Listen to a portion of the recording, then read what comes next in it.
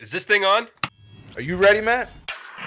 You're listening to Box Office Bingers with Matt Diaz and Ernesto Santos. Good evening, folks. We have a wonderful evening's entertainment lined up for you. We know each other. He's a friend from work. Box Office Bingers.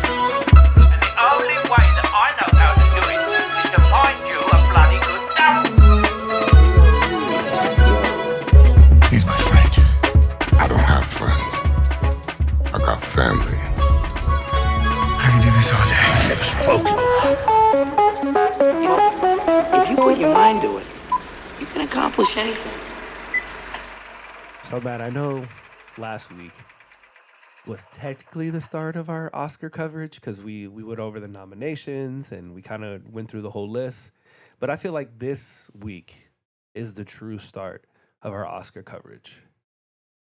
Yeah, I would say so. I think that's a good analysis of what we are diving into. I mean, technically, with every movie review, aren't we always questioning if this will be nominated, that will be nominated? But now we have the official nominations. Yeah.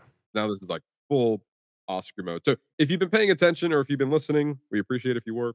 As you know, we go pretty hard in the Oscar season, and this year we have I wouldn't say different approach. We're trying to have a more thoughtful approach to how we are doing the Oscar coverage this year. We are probably more on top of it than we've ever have before, and so we're basically going down officially the road to the Oscars. So for the next couple of weeks, as we mentioned last week, that we'll be reviewing films that we have not yet reviewed yet, and kind of reviewing them in batches and certain categories in order to kind of give us a full, like I said, road to the Oscars. And then by the end of all this, it's going to be leading to our official Oscars predictions episode with having watched everything that was nominated. We are now 2 years successful of accomplishing that goal. And now we're trying to do a three-peat, something the Kansas City Chiefs could not do for those football fans out there. Damn. Just saying. I don't watch the sports, but I understand the analogy.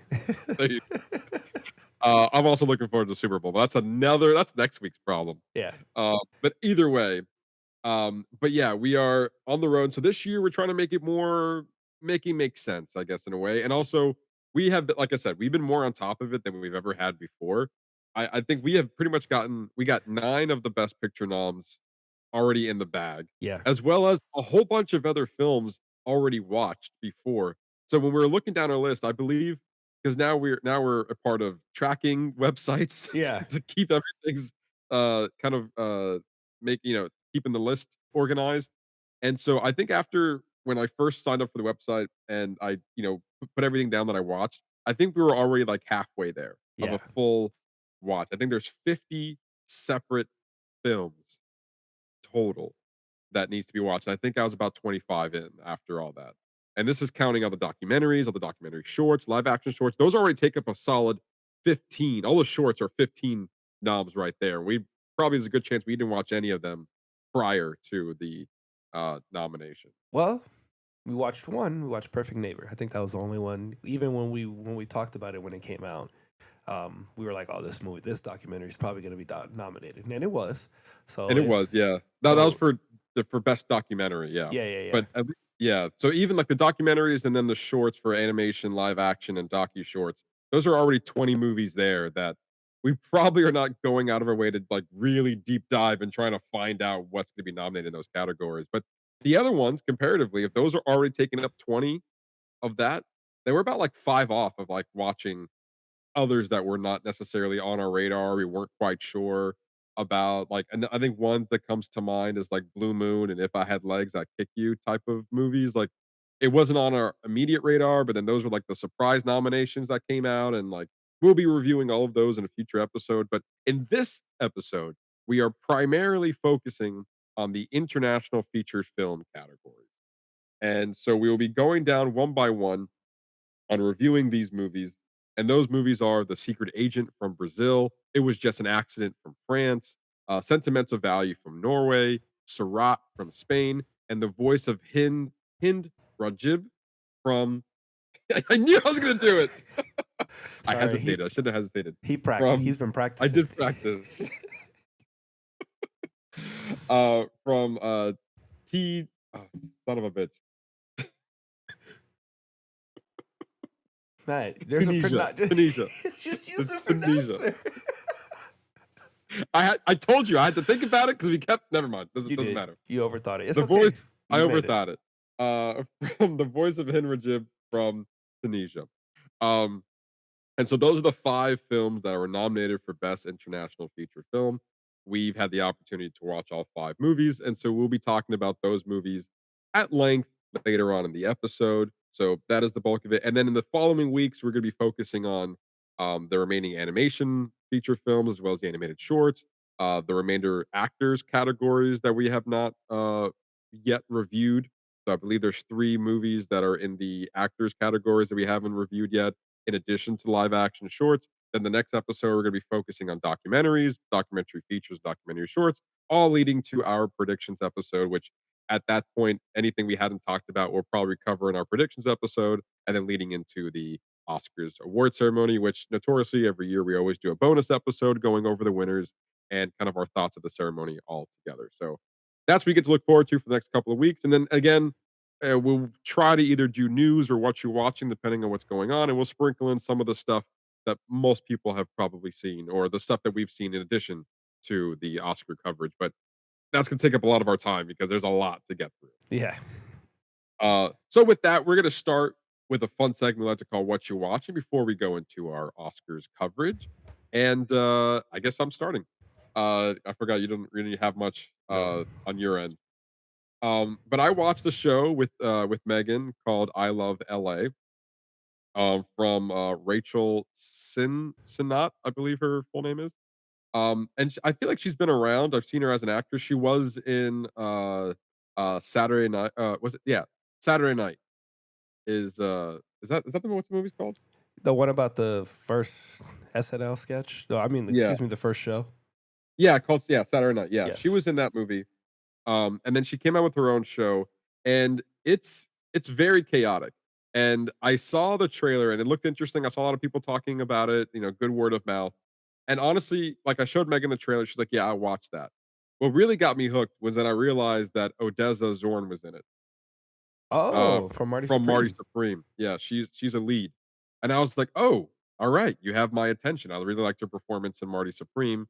And so this is a very, like, I don't know how to explain it in a way, but it's like it's a chaotic TV show that also it's very random, but there's like a sense to it. And basically the first episode sets up the premise where Ordeza Zorn is an influencer, and she's also friends with Rachel Senat's character, who is part of a she's like a influencer manager, or at least she becomes that after the end of the first episode.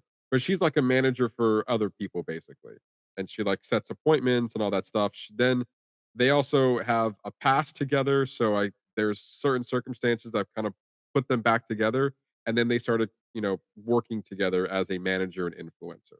And then the rest of the other like 7 episodes are just following the antics between basically producer, manager, and influencer lifestyle in the world of LA and the craziness of what LA brings and all the craziness that being an influencer could have. That was like the bulk of it. Also, Josh Hutcherson is in it. And he's fantastic in this show. And you're kind of just here for the randomness and the chaoticness of what these people go through, or the situations that they put themselves in, and the craziness of what LA is. And I enjoyed it. I thought it was a really solid show. It kind of in a way gives me less emotional vibes. Maybe they might get, maybe a little bit more heartfelt in a second season or so. But it reminds me a little bit of Hacks, where they get themselves into crazy situations and there's not really a point to the episode, just kind of following along the antics that are going on. But that's the vibe I got. A great HBO show. It already got renewed for a second season. Ernesto, I'm not sure if you've heard of the show before, but I highly recommend it. No, no. I mean, it sounds kind of random, Mhm. like a almost like a Curb Your Enthusiasm almost, where it's like where like maybe certain things are scripted, but like most of it is ad lib. I wouldn't say that necessarily, but you can tell they're definitely taking some liberties and having some fun. Elijah Wood actually is in it, and he's playing a highly exaggerated version of himself. Mm. And so there are other characters like that that are like it's kind of again very similar to the studio, where like you have certain people playing themselves in these as well, but it's less about celebrities and more about like influencer lifestyle in LA. Interesting. Interesting. So yeah, it's not that bad. I definitely if you're not into it with after the first episode or really the first two episodes, then I don't think it's for you. But after that, you get the vibe after the first two episodes. And they're what, like 30 minutes each episode? Yeah, Oh, it's okay. quick. Easy watch. Quick binge. Quick binge. It's a quick binge. Turn your It's a mind off. quick binge. Turn your brain off and watch. Yeah, pretty much. That's exactly what it is. And the next show that I watched that is definitely not turn your brain off is Task. Oof, what a great show that was. Yeah? Yeah, it's a doozy though. It's their like hour-long thick dramas. Mm. 8 episodes. Definitely got to sit down and watch it unfold. It has its highs and lows, and I think each episode does a really good job of focusing on characters, not really rooting for one or the other, but just kind of like seeing how they got themselves in situations and then seeing how they get themselves out of situations. Mm. And I feel like that is like you're really here for these character stories. And then there's some moments in there that do a really good job with it within the writing of like building up tension and like kind of coming to a point and then like rising action and then the next episode is like falling action, but the end of that next episode we have something that happened, you're like, oh shit, I gotta watch it. And then the next episode is building off of the old shit moment, then it goes up and then it goes back down. So like it does a really good job of keeping you invested into not only the I guess it's not really a murder mystery, but um you're kind of following two different stories. One of a person who was involved in kind of in a gang, but also is doing illegal things. And then you have Mark Ruffalo's character who is kind of trying to do the investigation of finding the people who are doing like robbing and like killing other people and stuff like that. Oh. So, but then also you have Mark Ruffalo who's like he's like a veteran. You got some new kids kind of on the block, and he's kind of on the brink of retirement. There's also Mm. other things that is happening in his career and his life that I don't want to spoil. But like, so he's going through a lot. Our main antagonist is like has like his moral compass, so he's not all bad, but you can tell that he's doing these things that he's doing for a reason.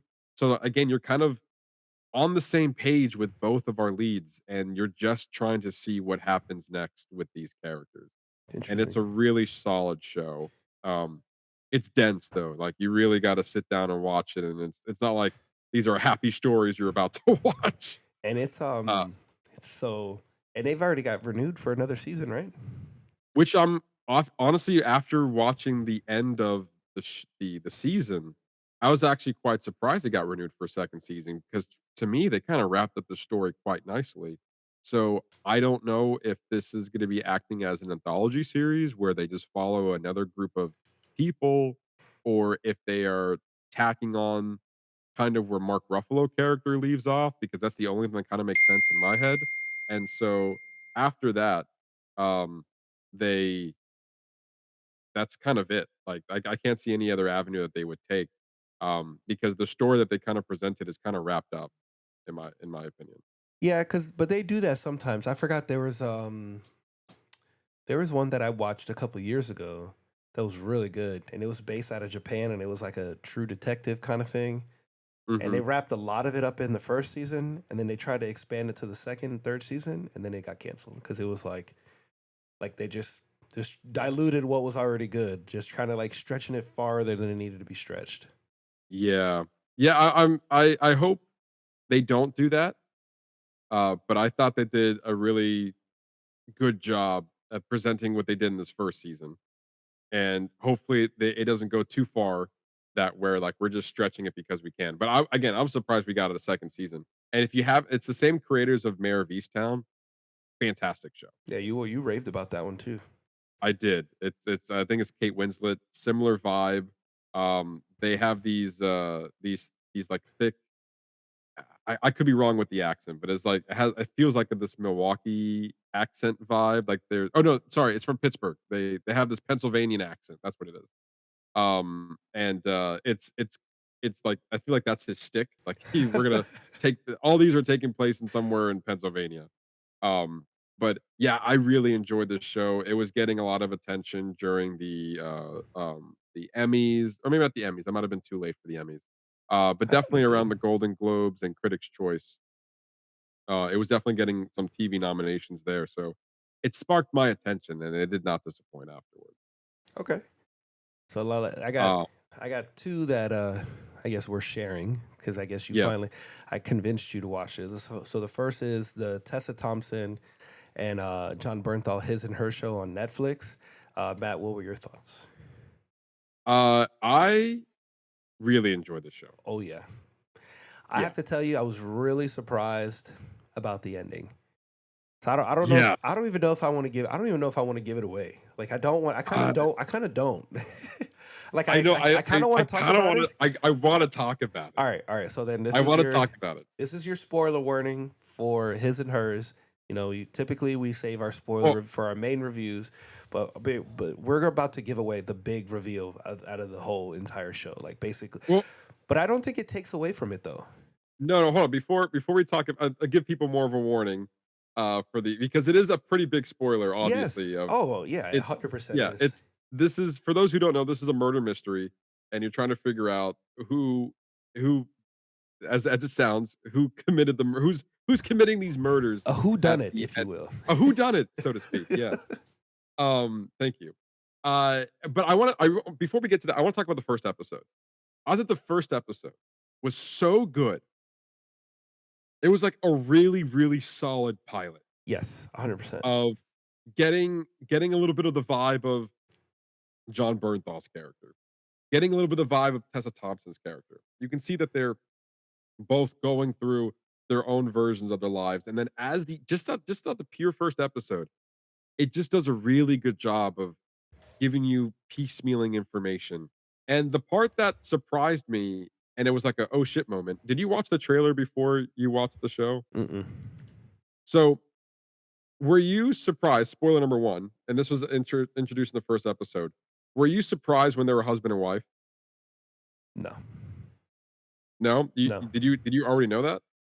No, I didn't already know that, but they kind of give it away in the first episode because I forgot they say Well, like you. they told you in the first episode that That's they what I were mean. husband and Because wife. like so, I wasn't speculating because I guess it wasn't something that I would thought. And you would think His and Hers. You assume that they're together in some way or fashion. Yeah, but I think they did a really good job of like giving you that oh shit moment, at least for me anyway, because they were like he was frustrated. Clearly, there was some sort of uh connection, I guess, Mm-hmm. because John Bertha was looking for her. Mm-hmm. And then he obviously noticed her when she asked that like quote unquote ridiculous questions, like, "Did you know the victim?" And he's like, "That motherfucker. Why would you say that?" Um, and then he catches her like sleeping with somebody else, which was the cameraman. Oh yeah, Uh, and then she was like, and then he's like, "Who was that?" And she goes, "Oh, that's my husband." And that's a he's like, good one. "Oh shit." And I was like, "Oh shit." And what's crazy about that is that I had watched the first episode and I was like, "Ooh, I should probably stop. I think Megan's gonna like this show." And I was like, I showed her the trailer. It's like, "Hey, I think you like this. Let me show you the trailer for this." The first 30 seconds of the trailer, it revealed that they were husband and wife. And then I stopped the trailer and I was like, "No, they fucking didn't. Are you serious?" To me, that was such a great moment as I was watching it. If I already knew that in the show, the first 15 minutes of that episode, I would have had a different approach to it. And I was so mad. Well, not really mad. I had already watched it. So like it wasn't spoiled for me. But I was like a little bit upset. I was like, why would you reveal that in the trailer? It's like showing you who the murderer is in the trailer. Yeah. Like why would you do that? Like that piece of information was good on its own that you didn't have to reveal that in the trailer. That was just a gripe that I had about sometimes with trailers. Like you're giving away too much. Like you can avoid it altogether. Like that piece of information is not gonna make people want to watch the show. Your 2 stars are already enough for people to watch the show. Yeah, a trailer can make or break your content. Whether it gives too much away, doesn't give away enough, or it just doesn't Yeah. spark. Gives too much away, and like you lose intrigue. Yeah, it's Yeah, an art I form. feel like Making trailers is an art form.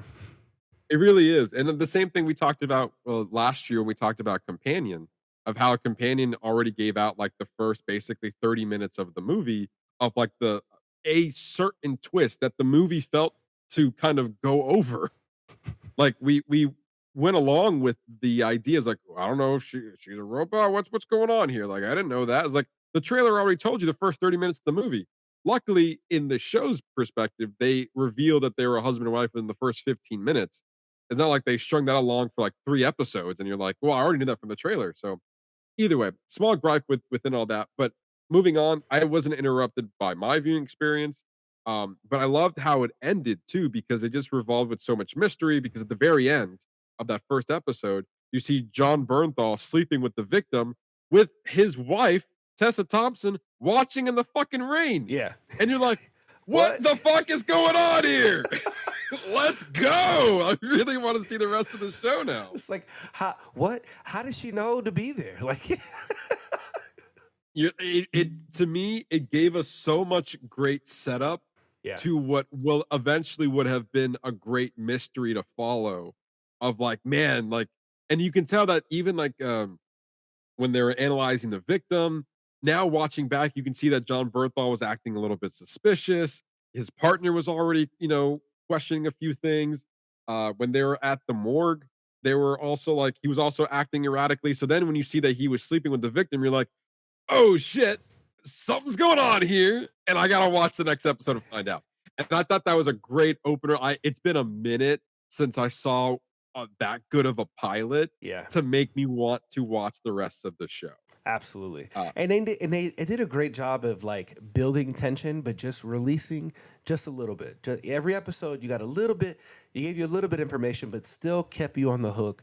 Keeps you on the hook until the very end. And even when you think you have it figured out, and this is we're gonna start talking about the big spoiler. When you find out eventually that it's Tessa Thompson's mother, and then the way that they give it to you was fucking masterful, because she's come in, she's reading the letter, and it's in Tessa Thompson's voice. And it is not until she hits a certain point of the letter that it changes to the mom's voice. And Yeah.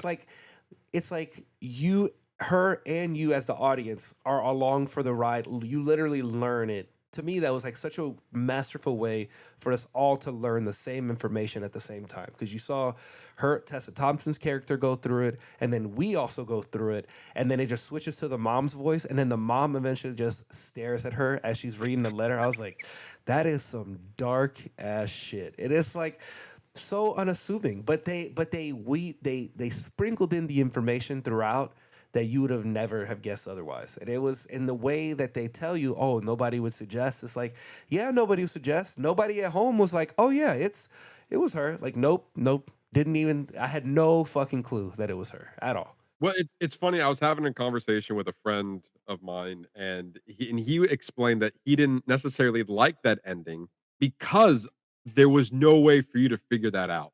And I disagree with him. Mm-hmm. I thought it was a really, because yes, to his credit, there was not really any clues in which she was the murderer. I don't think there were any clues except for like maybe one or two that you could have picked up on, but when they were explaining everything, it's like, oh, I see how we got here. I see what she was doing, but the connection between her and murderer was not a clear path. Like, it's not like you were actively missing something. The only thing that you were actively missing were the fact that she was faking her Alzheimer's. But I think that's the whole point. It's like, because Yeah. you're supposed to be distracted by them. They gave you just enough that when they call it back, you go, well, yeah, she did get caught in the rain walking like that, but now it makes sense to why she was, even though you assume, because we just assume it's a part of her disease, or you Yes. assume that she's afflicted by her disease, but not knowing that she's really like the smartest person in the entire series. Yeah, no shit. Yeah, I it's I before we get back into I wanna go back a little bit before we talk about the mother because there were a lot of red herrings in it. I mean, first and foremost, at the very beginning, you think it's already Tessa Thompson. Yeah, yeah, Yeah, like they like the first shot of her coming out of the rain, like already like really distressed, like she's yeah, she was like you can tell she came from the outside rain. She was not comfortable, and then we kind of see the rest of the story kind of unfold. And then you start seeing clues coming together that these women are connected, and there was an incident that happened when they're childhood, and then they're personally being attacked in that scenario. And so, and I think the show did a really good job of giving you options that was not the mother. First of all, they at no way, shape, or form did you ever think that could be the mom? No, that was never a question. However, there were a whole bunch of theories that it could have been Tessa Thompson, it could have been John Bernthal, it could have been what we later find out was the anchor that replaced Tessa Thompson. And I think they really try to hone in on that a little bit too much because that was like the red herring of like, oh shit, this is the same girl, but she just lost weight and she looks different. But then she's also a murderer because she killed her sister. yes. She So emptied her sister's inhaler and then watched her choke to death out in the right. water. So I think because that was like the beginning of the it was the end of the fifth episode because it's 6 episodes, I think. Mm, Um, it was the end of the fifth episode where it was revealed that the anchor that replaced Tessa Thompson's character, I think her name is Zoe. Yes, no, not no, Lexi. not her. Lexi, thank you, Lexi. Yes. You later find out that Lexi had changed her name because she was going off of a different name when she was younger. In addition to then she lost some weight. So then, as far as the audience is concerned, we were never suspecting her as those two as the same people. And then there's clearly some personal vendetta that obviously she had. And I think Lexi knew about it, but then she had like it revealed that she had, pretty much psycho tendencies. Obviously, she killed her sister. And it was like the end of the fifth episode that we get the reveal. And then the beginning of the sixth episode, we see that she basically killed her sister by emptying her inhaler.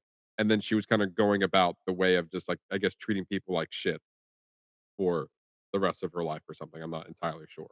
But then it appears that, her husband, who was the cameraman, also knew about the connection between. And at the very end, which happened very quickly, which I quickly deduced that it was not her at the end of the day, because it feels like that Lexi Jones was just trying to protect herself because she thought that Tessa Thompson was the killer. Did you get that same vibe?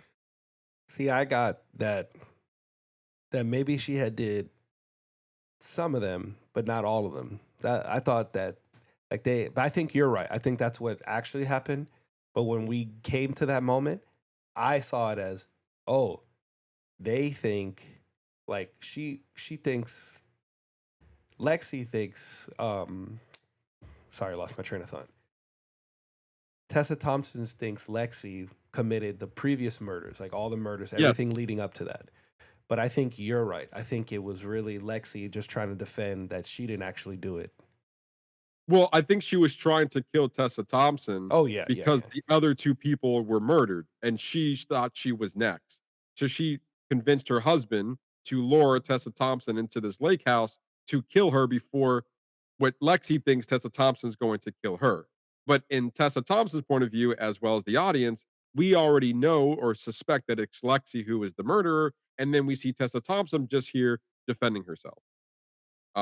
But we also don't know at that moment if she's the murderer, which I think at that point, after Lexi dies and her husband goes to jail, we suspect, and at least I suspected, I was like 100% convinced. It's like, oh, now we're back to Tessa Thompson.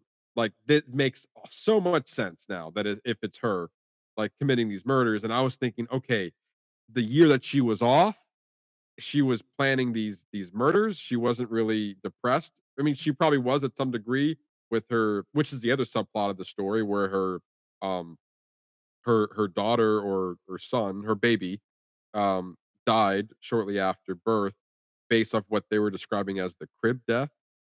Yeah, SIDS. Sudden Um, infant death syndrome. sorry, say it again. Sudden infant death syndrome. Yeah, where I don't know if like they didn't really explain it, but like the I'm not sure if they equaled it or equated to like the baby kind of like rolled over and then couldn't breathe. Yeah, Yeah, okay. that's what happens. They don't Um, have enough strength to roll themselves back over, and then they suffocate. you're right, right.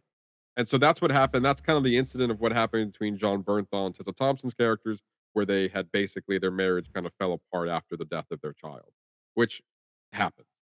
And so then a year has passed, and so yeah, I'm thinking that within her year of grief, she was going over some other things that were going on in her life, and then plotted this murderous uh vendetta within the people of her life. And so I was like, okay, so then it's her. Then we get to the moment where she's reading the letter, and we were getting sentences from that letter from the beginning of the show. Where like we were hearing this inner monologue from Tessa Thompson of reading certain verbs from the letter that we didn't realize was from a letter until the very end. And then it shifts the perspective of Tessa Thompson reading the letter to her mother reading the letter. And I thought it was brilliant as far as we think it's like the fact, and which I think is some great like delivery here. The fact that she was faking her Alzheimer's was amazing Hmm. because it was never a suspect. The only thing that I don't like about that particular ending was that I could not equate to basically in the mother's point of view, she feels extreme guilt for being the caretaker of the baby at that time for not, paying attention that the baby had, was sleeping and then realized that, the baby had rolled over and suffocated and died under her watch while the parents were out going on a night out or something. So then we see the marriage fall apart and we see the mother kind of in this grieving period watching all of her daughter's old videotapes.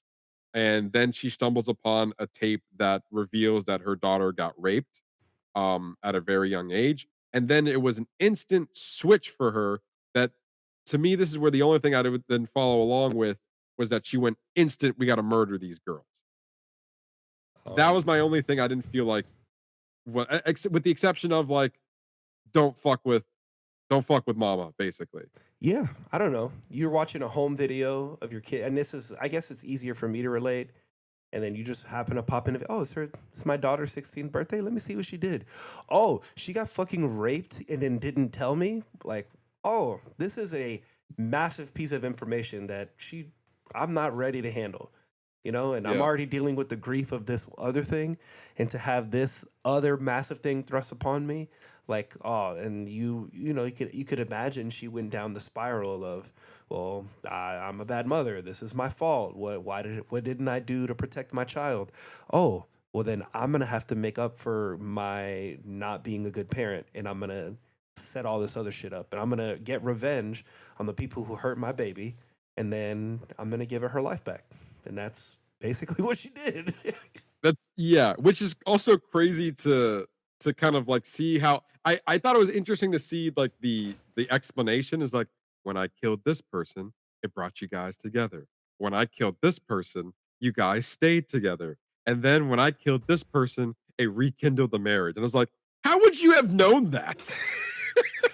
All hope and a prayer. It's like No death is shit. either gonna bring us closer or drive us further apart. And I thought it was really interesting to see John Bernthal in a way, like, because at the end of the day, he was just kind of trying to cover his ass. Because you think he's a suspect up until the point where when you get the big reveal and everything, is like, oh, you're just trying to cover your ass because you slept with the victim. And you were just acting sporadically throughout that whole process. No logic. No Not like logic. you're a detective and you're supposed to know what's going on. Also, like the woman who actually killed your sister is just hanging out with your kid, acting like everything's all good. By the way, she stabbed your sister in the tub and watched her bleed to death. Yes. Yeah, that the sister dying was probably the most like the word heartbreak is not really a good word, I but think but you heartbreaking we is spent good. more time obviously with that character, and she was a mother, and but that was no excuse for her to be saved by Tessa Thompson's mom. She's like, "You watch my daughter. You were part of this. You die." Yeah, you're gonna die. I, yeah, the for her mother, this was a sacrifice to get them back together. Yeah, And then also they were trying to like, oh, she wasn't the greatest of mothers. Like, well, she wasn't bad. It's not like it's not like she was. I mean, It's not like she was a horrible mom. She was like maybe the greatest, but she was like, but she wasn't like she wasn't beating her child or anything. She was just being a little like neglected. okay. But yeah. Just I'm gonna go get high and neglect my child all day. Watch yourself, kid. But then it looks like John Bernthal ended up being now the caretaker of his niece as well as their newborn child at the very end. And I just found it very funny at the end of the day where the mother realizes that she's reading the letter, and she gives her the nod that's very reminiscent at the end of Dark Knight Rises, where where Alfred the watches nod, yeah. Bruce Wayne. And then you continue to, but you have to continue to stare after you give the nod. Yes. That's the acknowledgement. It was just a nod. She's like, "Oh, you're reading it? Mm-hmm. Mm-hmm. That's right." Say, hold on. It's like, what part are you at? Okay, let me look now. Yeah. She's like, "Mm-hmm. Mm-hmm." And then Tessa Thompson just looks back and smiles like she approves. It's like, what are you gonna do? It's like, I don't want mom to kill me because she's already killed all these other fucking people. Who knows what she'll do to me? Yeah. Mom's like, "Don't fuck this up. You know how much work I did? Don't fuck Yeah. it up." This is your life now. This is But also it's crazy that she has to commit to the bit now because there's an at-home nurse looking after the mother as well. So she just kind of got into this whole thing. Is like, I gotta commit now. I gotta do some crazy shit every now and then, like put eggshells and eggs and serve people hot water instead of tea. I gotta walk around naked in the rain every now and then to just keep the bit going. It's like, how far are we willing to take this? Maybe I'll crash the car. Then I won't have to drive anymore. It's like, My daughter's making money. She'll buy me a new one. I got a nurse. She makes me dinner. She cooks. She cleans my house. I don't have to do shit anymore. This is great. All I gotta do is gotta kill a few people. This is amazing. Why didn't they recommend this sooner? Oh man. And then also they reveal that she was, a maid during these Mhm. times. So like she was in connections with some of them as younger version of themselves and being a little brat. And ultimately I enjoyed the ride. I thought it was great. And it like all the things that connected, because that was her connection to Lexi, and for her to get into the school was those her being the maid. So it just made sense. And then you had the red herring with Rachel's husband. I Mhm. thought that was like, it wasn't overdone, but it was enough that it kind of threw you off the scent a little. It was great. Yeah. It's fantastic. Yeah, a little series. bit. And then also in John Bernthal's partner, who was suspecting John Bernthal as the murderer for a little bit. So another red herring that was being presented. And like I thought there was just enough there. Like there were like 3 or 4 different avenues this could have gone. And it ended up being none of them. Yeah, exactly. And I thought that was great because usually I'm pretty good at picking it out. And I had no idea. Until we even heard her voice, I was like, wow, it was the mom. Yeah. And it's funny too, because I thought that when Lexi died, I was like, ooh, this doesn't feel right. This was way too quick. She's not the murderer. I I know. knew as soon as it happened, I was like, there's still 20 minutes left. This ain't her. That's the same thing I said. I said, there's a lot of episode left. I said, there's no way. There's no way. There's more that needs to happen. 100%. I would have been upset if it was her. I was like, this show feels like it's smart enough. And I was 100% happy for it to have been Tessa Thompson. I was convinced that it was her. We're going to get like this big reveal ish that it was her all along and all that stuff. And I was like, I'm okay with that ending. But they subverted my expectation. And I was like, damn, all right, you go, mom. I was about it. I loved that ending. I already put it in as like we still got a lot of 2026 left, but that was gonna be hard to beat. I really Wow. enjoyed this show.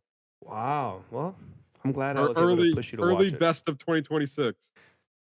You heard it here, folks. I think Early. and I even think on a rewatch, I think it'll still probably hold up. Oh yeah. Yeah, and also it's a quick watch too. It's like Yeah. 6 episodes, 30, 40 minutes each. Like, and also I'll give credit to John Bernthal. He is more or less always given the same roles of like this like rugged, tough guy, action guy. And with the exception of the bear, where he's like a little bit more like, he's there sparingly as a guest star basically on the show and as a memory of someone who passed away. And he's like has like shows his softer side in the bear. I think this show gave him some range that I haven't seen before, of not only of him being like this less of a tough guy, but more of like an emotional guy, because you can tell that you know, he misses his wife. And like the other like you can see him being a caring uncle, and like the other things that were going on and him being a little bit frantic. I thought there was more range that I saw him in than I have in other shows and movies. And I thought this was a good role for him, a good like standout for John Bernthal. Yeah. Yeah, I totally agree. But yeah, this was a great show to kick off 2026. I enjoyed this. I enjoyed the hell out of this show. Yeah, so if you haven't seen it and we didn't totally ruin it for you, you should go check it out, even though you know what happens at the end. Yeah. Still worth the Yeah, watch. pretty much Uh, worth the watch. so what else we got is Matt Damon and Ben Affleck's new action flick on Netflix. So I saw the poster for it and I was like, this does not look good. Like I was like, it's either gonna be really, it's one of those is like, wow, that's gonna be really good or really bad. I was actually pleasantly surprised. Like it was just the action was decent. Um, you know, kind of showcasing Miami. It's I don't know. It was good, but I think what I liked, and then maybe this is what it is, because what I liked more is what I found out afterwards is the deal they secured with Netflix for their crew.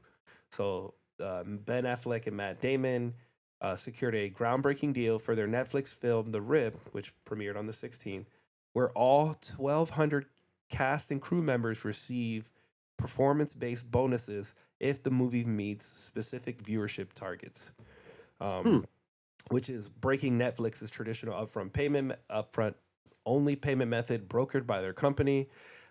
This deal aims to ensure fair middle class compensation by allowing workers to share in the project's success. So they're kind of like, you know, like a case study for other films to do this in the future. And I think that this is an amazing, regardless of whether the movie is good or bad. I think this is an amazing thing that needs to happen with more films. Hmm. Yeah, all of that sounds great. And also, like, and for Ben Affleck and Matt Damon, they've done so many movies together. They have enough money to secure themselves for the rest of their lives to focus on the other crew members. That's really great to hear. Um, as far as the movie's concerned, You can tell me you didn't like it. I know. didn't care for it. Not a bit. I thought even the opening scene where like we just cut to like this interrogation between two characters, and then we immediately cut to something else, and then we cut to the title and then back to the interrogation scene. I was like, that's a very odd way to start a movie, in my opinion. And then the rest there, I just couldn't get into it. I don't think the twists were all that twisty, that revealing, that shocking. Um, and then I was really just kind of confused until the point where I wasn't. But like, are these people bad cops? Are we who are these characters? And it wasn't until like almost through most of the movie we realized that they were pretending all along to be the bad cops. And then we were really the good cops pretending to be bad cops to reveal who the real bad cops are. Yeah, you don't know. Matt Damon was just playing the game, just trying to figure out who the snitch is in his crew, who the bad apple is. Yeah. And then you had Okay. who knew that you could get a dog that can smell money? The biggest reveal. Yeah, the movie was fine. I didn't hate it. I didn't love it. It was right down the middle for me. Like, I don't think there was enough there to keep me engaged, because it was again, I didn't know if I was rooting for these characters or not, if they were just bad apples, like, they're just going for the money, they were counting it. Obviously, at the end of the day, they wanted the audience to allude that they have some like negative like implications. They're not, they're we are kind of rooting for them to have a good life, but not in the way of stealing money. But then at the end of the day, we were just trying to fish out who the real scammers are. And I don't think, to me, the big reveal and that storytelling tactic really worked for me. But at the end of the day, like, there was a twist. I was like, oh, okay. Like, they're one of those. Like, oh, okay, yeah, cool. He's a murderer now, I guess. I mean, Uh, it was a good shut your brain off and watch. And I thought it was movie bullshit, and so I just wanted to look it up. So yes, enforcement agencies, including Customs and Border Protection, use currency detector dogs. They can sniff out large hidden amounts of paper money through through walls, luggages, vehicles, or even buried in the ground. I don't know. That's kind of crazy. yeah, I I like to mean, do crazy things. I guess so. All right, yeah, but the movie it was fine. Yeah, I mean, if I was gonna give it any sort of rating, I'd give it a 3. I see. That's good. I was gonna go three Yeah, and a half, but I can see where you're at the 3. I you think I gave it was. two and a half. I was being generous with 3, I to was be honest saying with you. three and a half. I was originally gonna go Oh, three 3 and and a a half, but I can meet you at the 3. I understand. I think I'm just really enamored by this deal that they struck with Netflix. I think, to me, like, the movie's okay, but I just love what they did for their crew. Yeah, and I think that's great. It's at the end of the day, like, to me, this is a movie that fits the January vibe. Yeah, yeah. It's like, hey, this is the movie that could be good. It probably won't be, and I'm gonna forget about it by next month. Like, to be honest, there's a lot of these movies that, especially, like, it had a Jason Statham vibe, not in the sense of like the action or anything like that. I think this was better than an average Jason Statham movie, but because it was also grounded with some sort of reality in this film. However, it's the vibe I get after I finish watching a Jason Statham movie. I was like, yeah, that's about as what I expected, and now I'm gonna move on to something else, and I'm probably gonna forget about it. And that's So, exactly like, what happened. and that's what? I said that that's exactly what happened. That's exactly what happened, yeah. But yeah, I mean, good for, what's, the actress? She's got nominated for an Oscar. She's on a roll right now. Uh, Her name is Tiana Taylor. She's she's in this. I was like, "Damn, I see her everywhere now." That's right. That was her.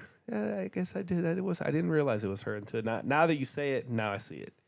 She was one of Yeah, the and then girls. also Stephen Young. Look at you. Glenn, you've gone so far. Ooh, you're a bad guy now. Who then tried to redeem himself and be good. Yeah, amazing. You're doing so many good things. And then Kyle Um, Chandler, who was bad, who was good, but then he's really bad. damn. Can't wait to see you in Lanterns, though. Yeah. Yeah. Yeah, it's whatever.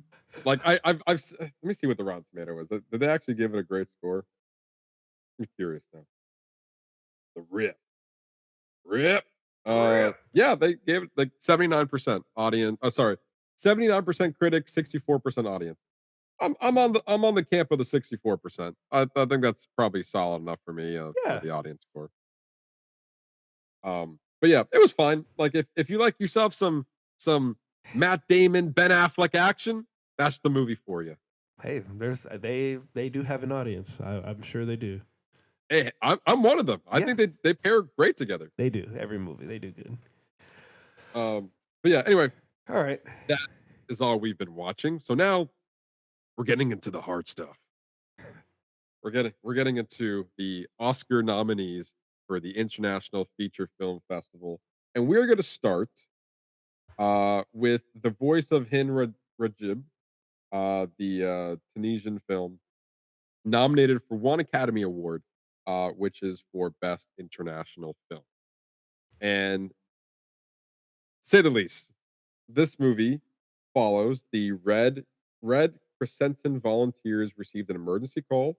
A 6-year-old girl who is trapped in a car under IDF fire in Gaza, pleading for rescue. While trying to keep her on the line, they'll do everything they they'll do everything they can to get the ambulance to her.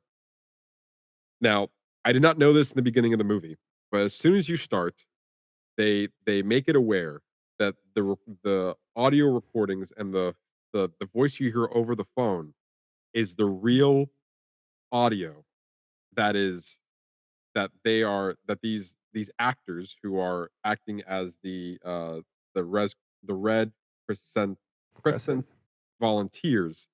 So those are actors, but the voices and the voice, the one particular voice that you hear of the young girl is the actual recording of that incident on, I believe, January 2024. And that changes the entire perspective before you even start the movie. Yeah. Yeah. And it is heartbreaking for the entire film. I think heartbreaking is an understatement. This movie is just so fucking sad. Like it Yes. just literally from start to finish. You have this brief hope, like you when you think she's going to get rescued, and then you realize that it's not going to happen. Like, there was so much bureaucratic red tape that, they said it a couple times in the movie. It's like she's 10 minutes away from them. And, understandably, they have to be careful because, so this is a war zone. Like, Yeah. anything can happen on their route there. They may not make it there. And then they have to, they make it a point to show all the people that they've lost in these search and rescue missions. But it's horrifying to hear a little girl talking about that her whole family's asleep in the car and realizes she's talking about her whole family's. She just watched her whole family in the car with her get shot to death, and she's the only one left. And we're basically like going through the last hours of her life on Yeah. the phone I think with this center.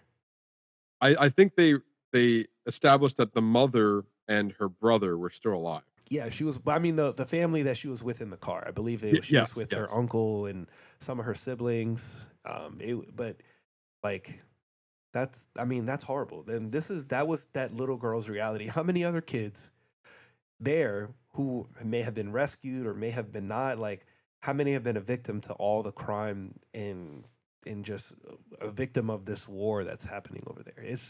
I mean, this movie it's very short, but I think it achieves a lot in the short amount of time that it's there. Yeah, it's extremely impactful, that's for sure. 100%. I think this is just a one example of the many examples, like you mentioned, of the horrors of war and the victims that fall to it that they have nothing to do with.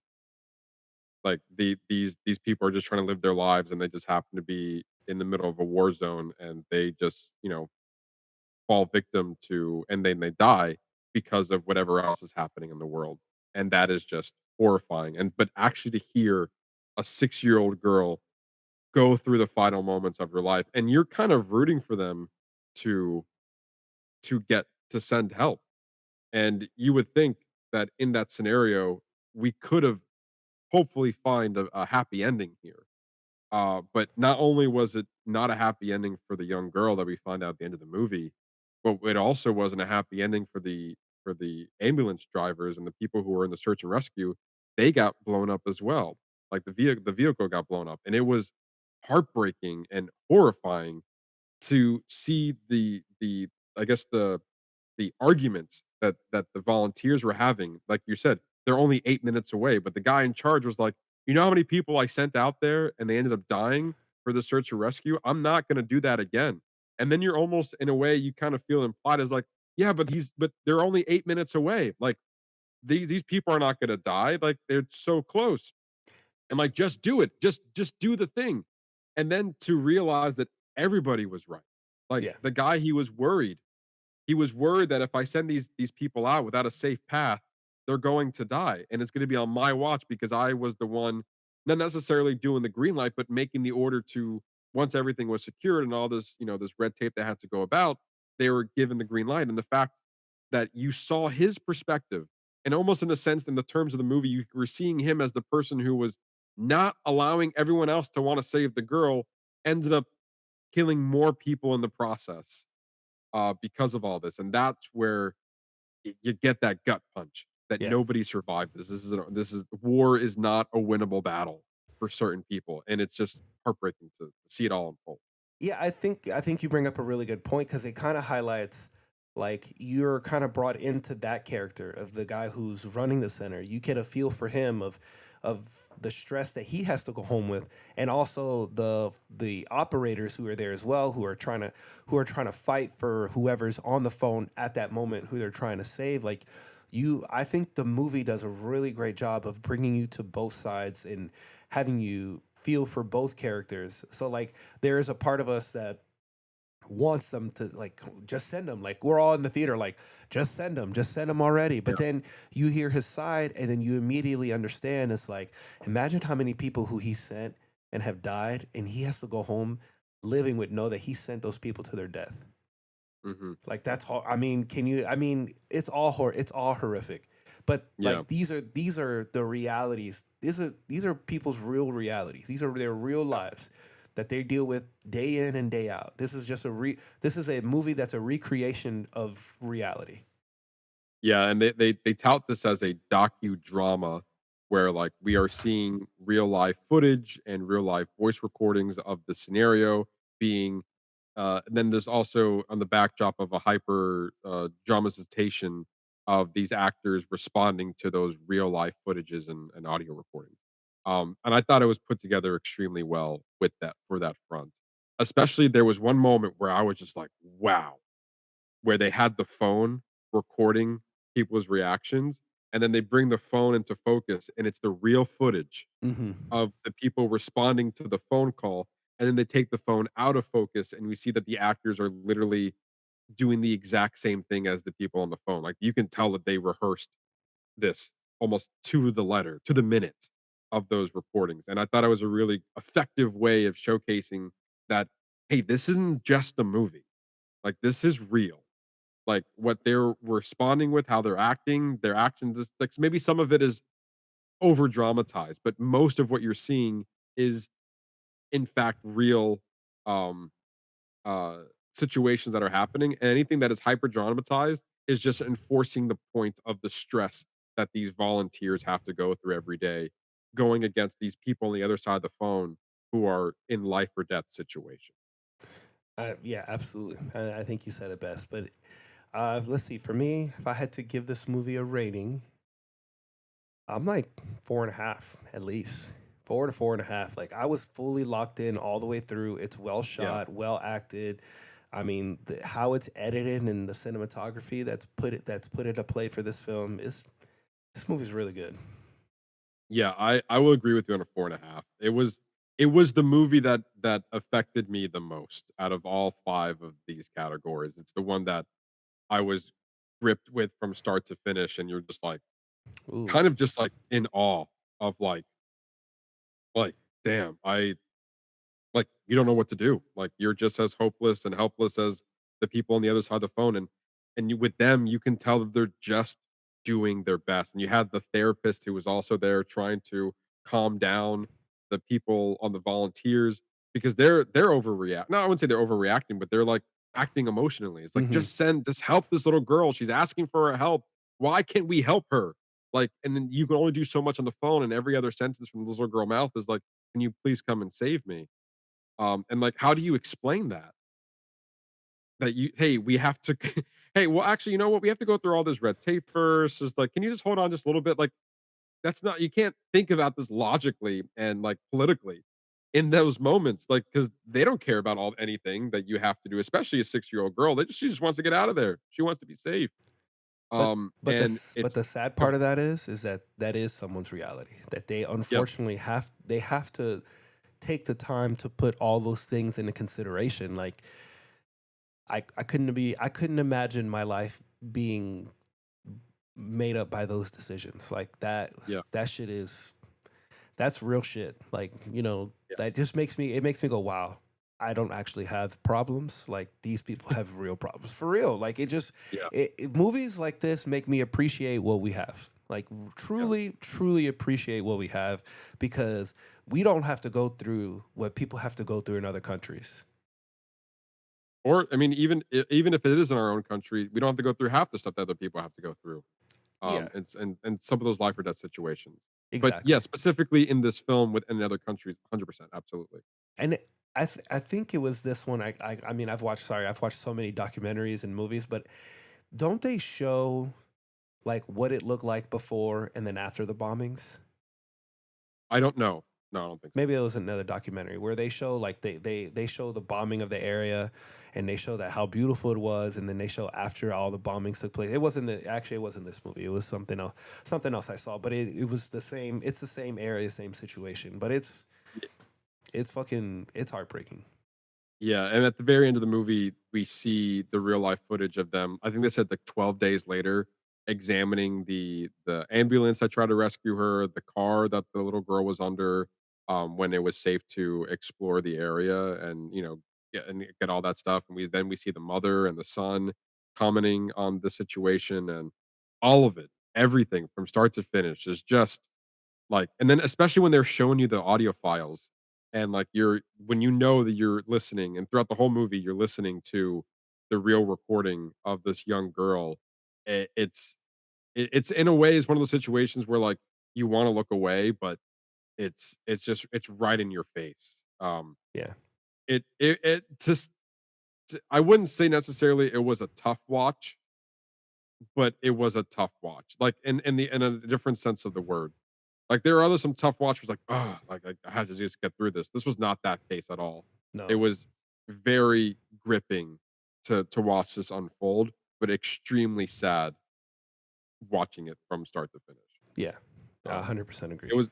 it was very well made, Yeah. very well. All right. So now we're gonna move on.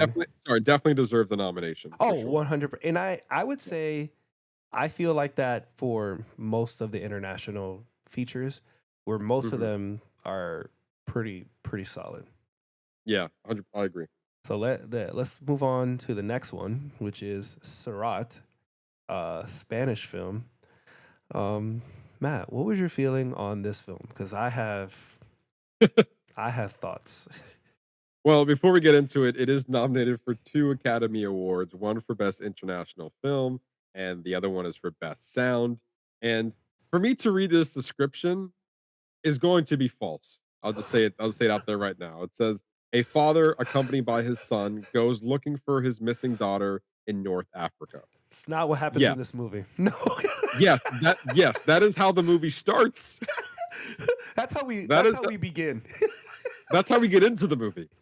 It is not how we end the movie in any way, shape, or form. Because I thought Go ahead. no. You go first. Go ahead. I thought that that's what the movie was about. Like, we were like, at the very beginning, we see this father and son at this rave. I'm assuming it's a rave, at this music festival of sorts. Like a Yeah. Burning Man almost. Oh, yeah, you said like a Burning Man? Yeah. Yeah. Yeah, one of those situations where, uh they're looking for their daughter, and we don't know any information about the daughter. We just know that she's missing to the son and the father. And then they interact with a group of people that suggest, "Hey, I have not seen the," and they're showing pictures of their daughter.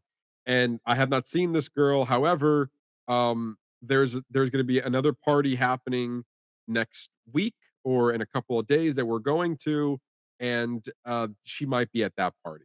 And that was the only lead that the father has to go off of to start this journey. Once he realizes that the party, before that, there's something happening around the world that we're not privy to either learning or understanding, but there was a military presence, which after watching a breakdown video, I did not get this impression as I was watching it. However, they were explaining that they were not there to like maliciously stop the party. They were there because the area that they were in was in a state of an emergency. So they were trying to get people to evacuate the area because of their safety. I did not Nope. catch that. I did not catch that when I initially watched it, but apparently that is what happened. Yeah, I didn't get that shit either. Yeah. I perceived it, and based on what happening, is that they got them out. Like they didn't want them there. It made it seem like they were in like this restricted area, and that Right. they didn't deserve to be there, especially when they all get in line, and then the girl gets out and pisses on the side of the road, and then Yes. like yells something at them, and then they run away, and then that ensues the separation from our like group of people who for the rest of the movie from everybody else who was at that festival. And then we start, the car starts spinning off, and then we follow this group, and then he's like, "Hey, oh, you're the guy from last night, trying to find your daughter, huh? Yeah. All right, well, you can follow us. You're not going to make it in that shitty car, but you can but guess what? You can follow us anyway." Yeah. Well, which again, to me, when that version of the story was explained to me, it makes more sense that, at least for the moral of the story, which we'll get into in a second, was that they were Was there? in line, kind of, they were in line of a quote unquote safe path, which was the military was trying to evacuate the people who were in a dangerous situation and in a dangerous location, and they were trying to safely evacuate the people out of there because this area was in a state of emergency. And we saw that echoed in the world, but with less description of what was going on. We knew something on the outside world was happening, but we were getting little bits of information about it. Obviously, we saw a large group of people when they were looking for gas. People were bartering gas That was a wild tanks scene. or not, gas containers, so they can continue on this road. Also, they can go to the next music festival to continue in search for the daughter. That became less and less of the story as the story progressed. Yeah. First Yeah. of all, but to me, that's what makes the most sense into this situation, because they went to the path that they should have been going on for their own safety, and and instead deviated from the past for their own personal, I guess, pleasures. I guess, and then for the father and son was for their own personal uh quest that they were on, I guess. I saw a lot of people compare this story was more of a fable or an odyssey. And after that being explained, I was like, okay, I can see how we got there, because this movie is not about what was presented. Yes, but like it seemed like a part of this movie seems like it wanted you to understand why people try so hard to go to these festivals. Like it felt like it made us try to understand the culture of like the people who attend these festivals. That was like Yes. the vibes that I got. Especially like we start progressing through the story. He goes across the river. He thinks they're gonna leave him, but you know what? Oh, I just had to go turn my car around. Let me drag you through this. Let me drag you through this water, because this seems safe. So then we're gonna keep going. Oh, we're about to go up this hill, and now when we go up the hill and we blow the tire, this is where the movie fucking lost me. This is the moment, and you already know what I'm gonna say. This is Yes. where the movie lost me, because he put his little boy in the car. I guess he decided. Well, hold on. Before that happened, they kind of gave you a foreshadowing. They Before did, that. they did, but not of that. Not of what actually fucking happens. It's a red herring of sorts. It is a red herring of sorts. But before we get to the mountain, can you explain to me why they did that? Why did they go on the mountain again? Because they're trying to get to their festival. That's the other thing. Like I didn't really get a sense of where we were until I read the description that said we were in North Africa. So I didn't know we were in some desert fucking area. I didn't know where the hell we were. So Yeah, I didn't know either. So, but it made it seem like them going off road, which we obviously later learned that they're going through rough terrain, which is why they gave him shit about his car. They kicked off his Right. bumper. They're like, well, we're gonna do our best to try to help you get across. So we're going up the hill, and the one of the trucks blows their tires. So he Yeah. gets out to help. So now, when you're going uphill, what is the first thing you do before you get out of the car? You pull your brake. You pull your e-brake on, okay? Yeah. You put the fucking e-brake on. Which was on, mind you. The e-brake was on. Was it? Yes. Was it on? Yeah. Because I didn't Yes. know. The But then he the tells- kid and or dog released it by accident. Oh, maybe that's the part that I missed because I was too busy watching this horrible moment unfold. So you think Yes. how I perceived it with the kid in the car with the dog jumping around, I actually thought the dog was going to jump out of the window and we were going to lose just the dog. That's what I thought was going to happen. But no, the car releases and you watch this little boy fall to his death. And there was no, let me go get my son. It sounds funny, but it is fucking horrible. Like I was like, did that really just happen? Did I really just watch this little kid fall to his death? And everybody's like, ah! Let's keep going. you. I'm not going anymore. I'm gonna climb down and I'm gonna go grab what remains left of my son. He's like, you don't want to go down there. Fuck that. I don't want to go with. Obviously, I don't want to go with you over here either. Yeah, to me, it was one of those moments where you're just actively watching the movie and you're like, I don't know where this is going. Are we still looking for the daughter? Because we're kind of doing that, but not really. And then we're also is this a movie about like the nomads of this like festival party situation? Because we also have this undertone of the music that was sprinkled throughout the whole movie, which I Yes. understand why I got nominated for best sound. I get it. But you have like this music undertone, like this EDM bass music that's happening, this house music. And it's like again, you're kind of like, are we meant to appreciate this lifestyle? And then eventually he's gonna find his daughter. Is like, I understand why you ran away. I understand why you wanted to be surrounded by these like-minded people. I get it. And I thought that's where we were going. And up until that moment where all of a sudden you see, like, well, first of all, before we get to the car, his son and the dog were playing too close to the edge of the mountain. And Yeah. the dad was like, hey, get out of there, go back in the car, be safe. And then that ended up being the death trap for both the dog and the son, which I do believe, because the car wasn't moving otherwise. They accidentally pulled the e-brake from the car. The car got backwards and then over the cliff. And then presumably, which we never got a full confirmation with, that the son and the dog died in that car crash or Well- after falling off the mountain. Well, we get kind of a confirmation because I think he's talking to one of the characters, either the one he's talking to the character who's missing his arm. He says Yeah. the other guy, he goes, oh, he got a good look at him when he fell down, and Yeah. there just wasn't anything left.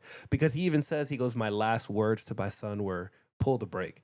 So that, to me, that was my indication that he just stopped the car and he didn't actually physically pull the brake, and not that it slipped. But we didn't see it either way, so we actually don't know. But what kills me is that, they kind of try to console him, but then they're like, you know what?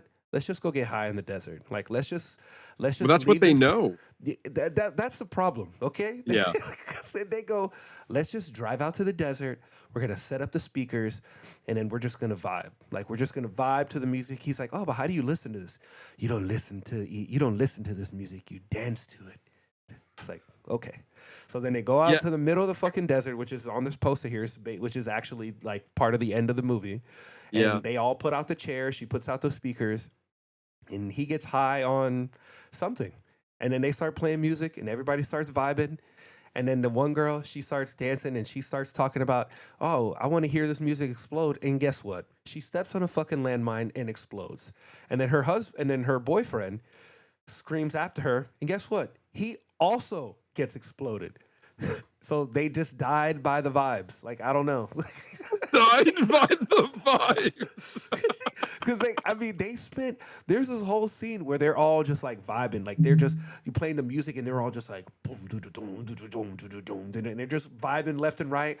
And she starts doing the walk dance thing, and then she starts doing the step dance, and then she talks about the music exploding or something, and then she literally explodes. And then we go to this fucking horrific ending where they've got these two cars and a bunch of them. So they go, there's a bunch of mines here. Let's release one of the cars in the direction that it needs to go to. And when it blows up, that's just where we end. Like, we'll just go from there. That's just going to be the end. So then that one blows up. And then the other car blows up. And then they're in this part. Then our main lead, who's searching for his daughter, gets touched by God and decides, you know what? I'm going to walk across this field. And he walks across the field and he lives. He of course is the main one who lives. And then the one guy, it's like, oh, I'm going to do it too. And he dies. And then the other two, they said they're going to do the same thing he did. And they close their eyes and they survived. And then that is how this movie ends. They end up on the top of a train. They're flying away. We have no resolution on anything that happens in this movie. Does that about cover it? that about covers it. Yeah, that's about it. Yes, I think that is the surface level of what happened. To me, to be honest, after the kid died, I was like, okay, I'm done. I was done after I watched this little boy and this dog fall to their death. I was like, I'm good. I don't think this movie's for me. this does not have a good message. There's no message or nothing to learn from this. Well, I think to me, that's when I had to shift my perspective of this movie. I was like, oh, we're not searching for the daughter anymore. This movie is not about the search for the daughter. There is something else that I am missing that this movie is not spoon feeding to the audience. So then I had to do a little, not a big deep dive, but like I got to do some research now. It's like, all right, And what is going on? what did you learn?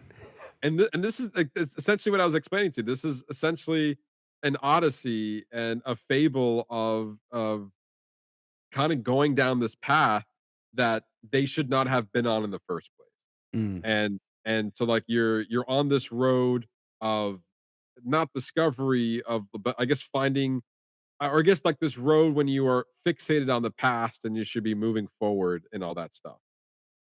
I'm putting pieces together, but it's kind of random in a sense of like the way that we see people die is just very sudden and has, and then we're led to believe that we should be moving forward from our past.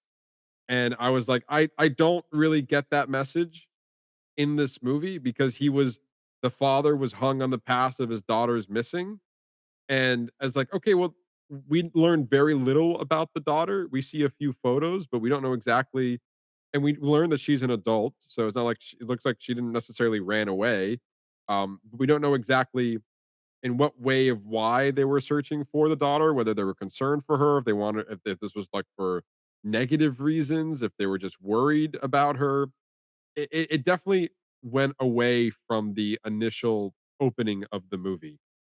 And then you have this soundtrack in it that's sprinkled throughout the entire movie that felt like a character of its own, and it's supposed to mean something to our characters, and I don't know, maybe live freer, I guess, with the flow of the music. But yeah, this at the end of the day, this movie didn't quite whatever deep messages that they were trying to portray, even after doing a little bit of research on it, I still didn't quite get it. I can get it to some degree, but at the end of the day, I didn't quite follow along no. with the overall message that they were pointing out. And there was some other reviews I was watching and reading, and they were like raving about this movie for XYZ reason, and I just couldn't get there. For Um, what? I mean, what did he learn? Don't go yeah, follow your kids if they go run away. Like yeah, I what? yes. Or Live by like, the. the decisions that you like, I guess, because again, this was a path that he probably should not have been on, and here are some of the consequences of that. And again, just going off of the main thing where they decided to leave the path that was safe to go on this other path to follow this other festival that seemed to have maybe not even existing in the first place. But the fact that we were kind of on this journey, but not really getting a resolution because people kept dying. And to your point, and I feel the same way, when people started dying is when it really started losing me of like what's happening here? Yeah, Like to me, this is just feel like this was just an unsafe environment and here are the consequences of that. But other than that, I didn't really catch the deeper meaning behind yeah. Just live by the vibes, I guess. it by the vibes. live Yeah, and or they die. kill you. Live and die by the vibes. um Fucking but wild ass yeah, movie. it was a little bit crazy. And again, the only thing I can think of is that these are paths that they should not have been on in the first place. Yeah. Or they were hung up on the past when they should be focusing on the future. Again, I don't know.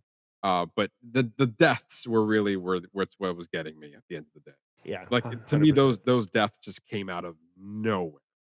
It was I mean, it got me on shock value, that's for sure. I was like, oh, Yeah. okay, I was like, wow, that little boy just died. All right, here we are. let's here we see. are. Let's see what the rest of this movie has to offer. Oh, that girl just got blown up by a mine. All Yeah. right.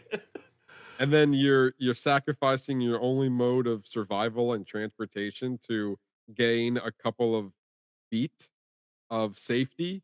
I mean, I guess I understand the reason why they did it, but like to me, like you're exploding all of your resources, which now that I think about it just now, maybe this is their way of letting go of the past because they're basically blowing it up and therefore they can focus on the future because there's nothing left behind to hang on to anymore. That was a stretch. Sure, sure, Matthew, Sure. All right. sure. So All if right. I had to give it a rating, I'm gonna say uh, like a 2.5 or a 3. I'll give it a 2.5. You killed the little boy, so you got to go 2.5. Sorry. You should have thought of a better way to tell your story. I'm sorry. That little boy did not need to die that horrible death. Yeah, that was crazy. All right, let's move on to the next one. All right. Yeah. Next film is a French film called "It Was Just an Accident," nominated for 2 Academy Awards for Best International Film and Best Original Screenplay. It follows the story of an unassuming mechanic is reminded of his time in an Iranian prison when he encounters a man he suspects to be his sadistic jailhouse caper. Panicked, he rounds up a few of his fellow ex-prisoners to confront the man's identity. So for me, this movie was kind of wild only because I didn't watch any of the trailers or like know what to expect. So me, I'm just watching the movie and just watching all this shit unfold. I go, oh, he thinks he's like, he sees him, and then like at first I was like, why is it, why is he acting so weird? Why is he Yeah. pulling on the side of his mouth to change his voice? Like that doesn't really. First of all, it doesn't change your voice that much. Like to go to go through all this. I mean, I thought it was interesting, you know. And then the day after, he beats the man with a shovel, and then he drags him into the hole.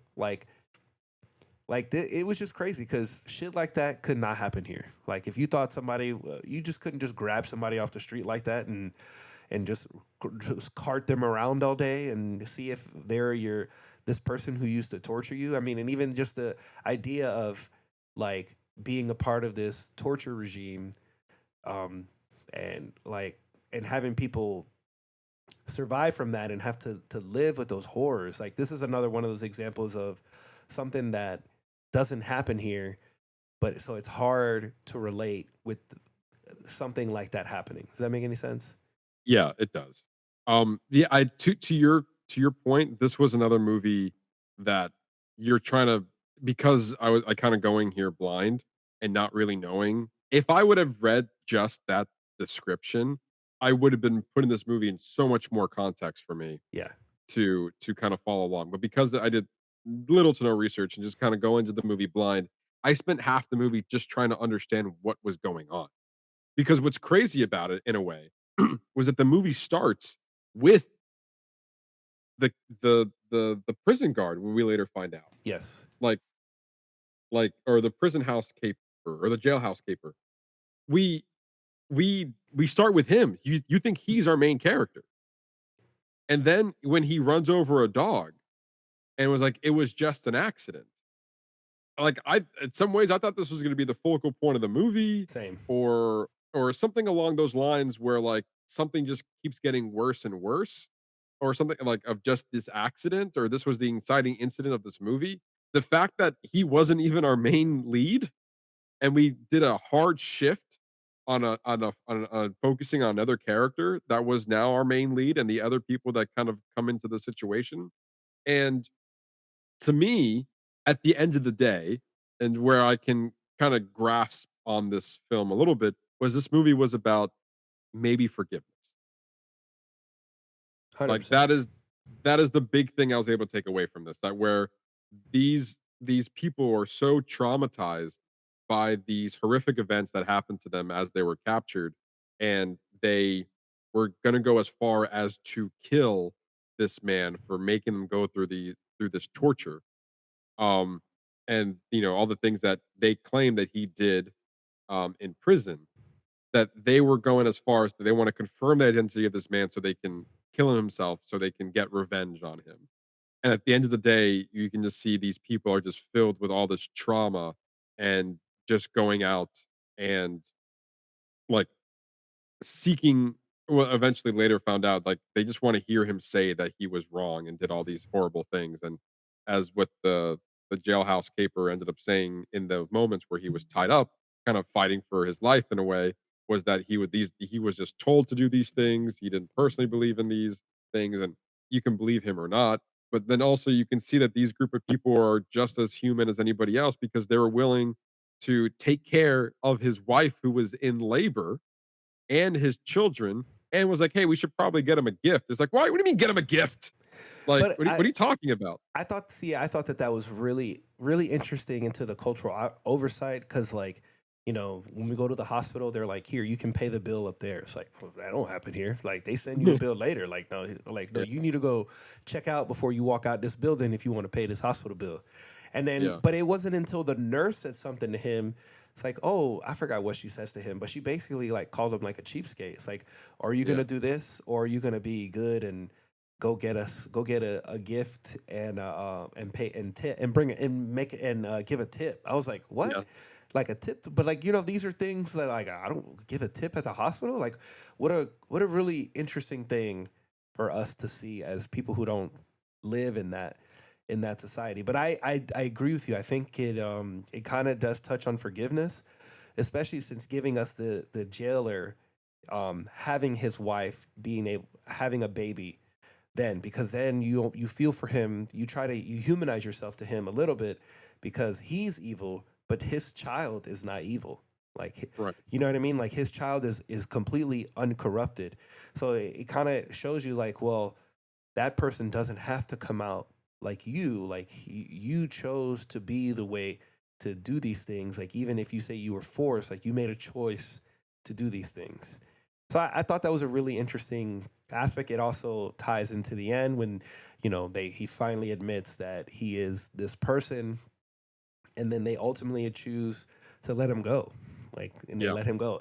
And I have to say, like, I actually loved the ending of this movie because they let him go, but then we have this closing scene where the main character is walking down the hallway, and then he stops, and all you hear the guy behind him. You don't actually see him. You don't, and our main character never turns around. He just stands there. It's just, I love this perfectly ambiguous way to the ending because it is kind of ominous, but there is a way you could look at it where it's hopeful. Like we don't necessarily know if he's going to come back and kill him. That was my assumption at the end of the movie, that he was coming back to exact revenge for Mhm. them. But what if, I mean, they helped deliver his baby and brought him into this new life. So what if he's going there to thank him for allowing him to turn his life around? Yeah. And also, like, I think again, it's this movie's probably better on a rewatch just to have a little more context Yeah. of it because, like, this guy, to your point, was acting kind of erratically when, like, this random guy who comes into his mechanic shop looking for a tool, and you're like, why is he acting so strange? Like, to me, I was like, "Ah, it's gonna be one of those movies, isn't it?" Like, as I'm watching it, it's just like, come on, man. Like, this, I don't need to be spoon fed, but like, this is too random of like this guy's reaction to the situation. Then again, you later find out that what's transpiring in this whole thing. But even there, like you hear the squeaking of his fake leg. And that's like the indication at the very end of the movie where we hear the same squeaking, and you don't really know what's going to follow suit after that. Is it could be hopeful where he's looking to give thanks for one, getting his wife to safety, excuse me, for the birth of his child, as well as not killing him. Or you can see like, oh, I just said all those things to survive. Now you know who I am, and I have to kill you. Yeah. Like it can go either way. But I think, if anything, at the very end of the movie, you see that even though he was able to maybe gain some sort of, like, he was able to maybe forgive the jailhouse caper for what he's done in the past. That trauma still lives with you. Like even just him hearing the sound again was him getting, he tensed up. He got nervous. He doesn't know what to expect from that. And going back to the title of "It Was Just an Accident," I think it's a pretty fair use of the title because there were a lot of incidences where, quote unquote, it was just an accident. Was the jailhouse caper really committing that because he was told to by his superiors or because he wanted to? Was it purely just an accident of him doing those horrific things? And the same for, was it just an accident that they ended up capturing the jailhouse caper and basically sedating him so he can be stuffed in a box as they try to figure out what to do with him? Was it just an accident that, he ran over the dog? I mean, assumingly so, yes, but we don't know. I thought it was a very fitting title to the movie and something to kind of think about in a way throughout it. But in my experience with the movie, I just felt like it was a slow burn. And as I'm watching it, I'm just trying to put the pieces together, and it kind of took me away from the overall experience of the film because most of this movie, I'm just like, what is happening? And then as the story unfolds, you're like, okay. And then so it's more of a thinking piece at the end of the day when I was, at the end of the movie. You're like, okay, I see where we were going with this and stuff like that. But yeah, I just I can see it, it got nominated for best original screenplay. Sure. I thought it was an interesting way of kind of Yeah. showcasing grief or not, I guess forgiveness and trauma and all that. So yeah, I get it. I didn't necessarily 100% disliked this movie. I just felt like it was a little bit of a slow burn for me, and so in the moment, I wasn't really captivated by what was happening throughout the film. Yeah, I can agree with that. I liked the setup.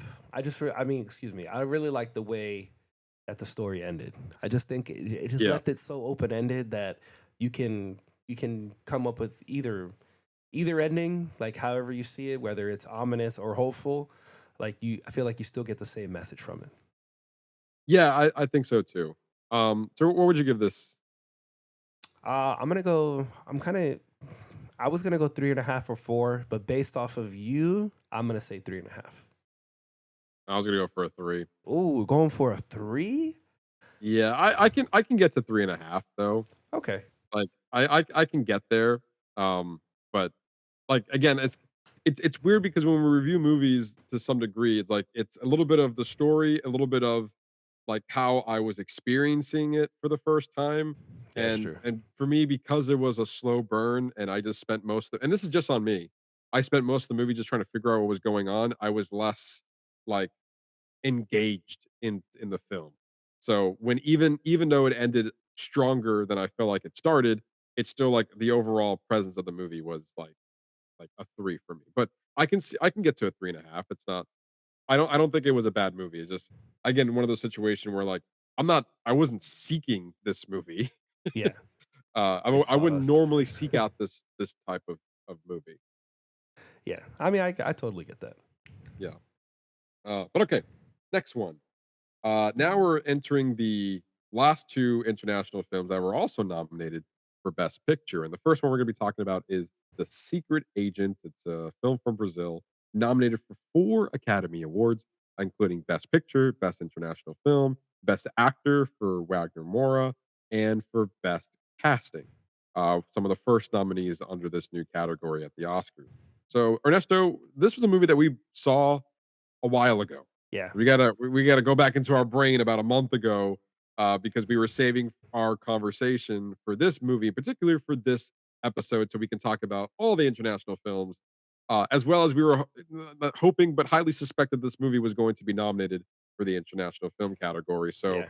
we were right on that front. We were, I wouldn't say too surprised, but The Secret Agent kind of snuck in there for Best Picture as well. So, as a Best Picture nominee, your thoughts on The Secret Agent? So I actually enjoyed it overall. I do. I'm glad I took a good amount of notes because I had to go back and go over my notes, and I was like, "Oh, that's right." Like I had to remind myself. So it was a little long. It was about 158 to 160 minutes. I mean, Yeah. it's just dense. There's so much to go over, and there's so much atmosphere and so many little side threads. But what kept me throughout the movie was Wagner Moura's performance as Marcelo slash Armando. He was magnetic throughout. Um, we get that brief present day cameo as the older version of his son, kind of Mhm. showing his character's lineage. It was kind of very meta. It's like, oh, he's a son, he looks just like him, but to the audience, it's the same character. Um, I thought as far as let's see, he played Marcelo. So Wagner Moore's main character, Marcelo, he's in hiding from the Brazilian regime, but you know, I thought what was upsetting or frustrating was that we spent so much time with him, but then we get no on-screen resolution for his death. It's kind of revealed through a brief newspaper clipping, but according to the director, that it mirrors real life disappearances under the dictatorship. No closure, no bodies, just kind of erased into the footnotes. It's a Mhm. powerful choice, but I get why they did it, and I guess we see the same thing in the other movie that we watched um, last year, the year before. Remind me. Do you remember the name? It was You it's got to gonna give me a little bit more than that. ah I don't remember. It was also an international it was film. nominated for international film, best actress, and Oh, best picture. Anatomy of a Fall. No, not Anatomy of a Fall. It was after Anatomy of a Fall. It was a Brazilian film as well. It was about her Oh, husband who I'm still disappeared. here. I'm still here. Yes. It Yep. kind of gave me this movie gave me very similar vibes to I'm Still Here, and it makes sense because it's detailing around the same time of Yeah. what was happening in there. Um, let's see. I think one of the most craziest things that happens in the movie is that in the end when things are starting to finally unfold, they hire somebody to kill Marcelo Wagner Moore's character, Hmm. and this guy gets caught up with the police there, and then he shoots the police chief's son in the face, like just point blank range in the middle of this town hall in front of all these people, and it kind of erupts into this like shootout, and like they're chasing him, and just people are just dying. People are just fucking just dying everywhere left and right. And I just thought it was just a really crazy way to kind of start the wrap up of this film. I thought it was really weird, the whole pierna cabudela, like the whole hairy leg thing that Yeah, that was really it weird. was really used as a joke. So apparently it's a real urban legend that add in campy fun and commentary. He grew Kleber, the director, drew from real 1970s folklore and jokes among journalists to code. This is how they would code police brutality without censorship. Mm. They would do things like that, like just wrap it up into these nonsensical stories, which is really about the horrific of all the police brutality that was going on there. But I mean, overall, I thought it was good. It's a little long. Wagner Moore gives a standout performance. So I can definitely see why it's nominated. I really enjoyed the first part of this movie, which was like we see this man in this yellow bug shows up at this gas station. There's a dead body there, and we see the police show up, and we think the police is there to and maybe investigate to overlook that there's this dead body that's just chilling at this gas station that's covered by a cardboard box. But instead, they're questioning Wagner Moura's character, Marcelo, and looking for bribes and kind of shaking him down for whatever. Like, oh, this guy looks suspicious. We're gonna go talk to him. And I was like, oh damn. And clearly this man knows something, maybe, and he's very clever of what he is and what he's doing. And it was kind of introducing like this because he was acting as a spy. And so I was like, okay, this is the start of, getting some real interesting stuff here. And then as he goes back to his hometown, we see that, what he was seeking as refuge is not exactly what he anticipated it was. And again, I forgot to mention, but giving the brief description of it, it was in 1977. A technology expert flees from a mysterious past and returns to his hometown in search of peace. He soon realizes that the city is far from being a refuge he seeks. Then obviously he said he's noticed obviously the movie is centered around the dictatorship around that time, and so then he clearly realized that he is not safe where he is seeking refuge, and then he's looking for this witness protection program. And the only thing that I was a little bit upset about in a way, because this movie was extremely long, was that we didn't really know exactly what he was hiding from. We just know that he was seeking refuge in back into his hometown. And so I don't know exactly what his past inquired about, but like I didn't know exactly why he was in hiding and what's information that he had and why people wanted to kill him. I don't think and for me personally, I never got that information. And I thought we were kind of gonna get that information when we were getting those flash forwards with those people doing research on him. And to me, that was the most interesting part of this movie was they just kept cutting away to people listening to these audio files and going over old newspaper clippings to kind of see what was happening around that time, specifically following one person, only to then realize that very un ceremoniously, I guess, like we saw that a couple of years later he ended up dying. Mm. and it was like, you kind of follow this character on this journey only for him to just die. And this was just like you were just explaining, just part of what was happening around that time. And then you have his son that we see in a flash forward in into all this. He was also playing an older version of his son, kind of remembering his father, but not really knowing the details all that much, not really remembering his father all that well. And I think to me that was a great showcase of just time passing of a different life. And Mm. it's like, his father was going through all of this turmoil only for his son later on in life to kind of live a peaceful life, more or less. And like not really understanding the hardships that maybe his father was going through in the past. I see. I thought it was explained that his fallout with the guy who was taking over the school, like he had it out against him, and he was in with the Brazilian regime, so he kind of like put a hit out on him. Mm. Yeah, maybe I didn't there was a lot of information Yeah. being tossed around there as well, and I feel like with some of these international films, if you're not familiar with what was going on around that time or unfamiliar with certain cultural aspects of, certain situations, you kind of get lost into what the overall message is. And then to your point, we have to go down and do some research and trying to figure out exactly what this movie is trying to say within the messages that they're showcasing. And so in this case, like, yeah, I felt like very much the same thing with it was just an accident. I feel like I was playing catch up Mm. already from the beginning of what this movie was trying to portray. Whereas, unlike like the voice of Rahib was like that movie presented what it was from the very beginning, and I was able to follow along from that point. Whereas this movie, and in that case, if you want to think of it like this, that movie was spoon feeding you, whereas these movies were like, try to keep up. There's shit happening, and like we're not going to tell you everything, but just kind of put the pieces together on your own. Be a big Yeah. boy. Big boy, Um, figure it out. Figure it out.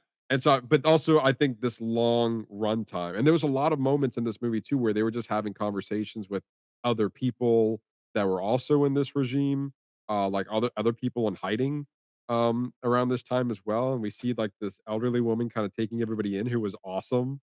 And she was like, "Yeah, this is your room. Yeah, you're gonna stay here. Yeah, and you got it. Here's they have food coming in about once every other day or something. Go eat the food." I made food for everybody. Go eat it. Yeah, she was like kind of like this house mother of all these people who were seeking refuge, and she was smart. She understood the game. And so yeah, I would probably give it around, I guess, a 3.5 as well. Yeah. There was I do enjoy his performance. He was, at the forefront of this movie from start to finish. I felt like I was more connecting with the I guess these young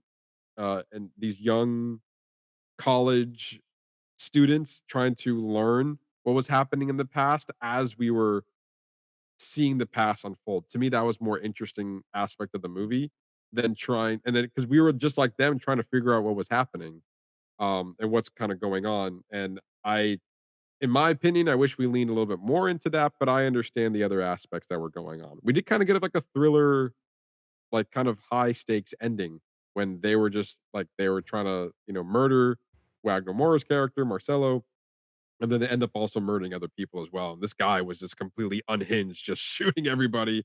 And then he got shot, and he's like, they're following him with all the trail of blood. And so, but but yeah, I think a 3.5 is a solid score. I can see why this movie is getting the attention that it is.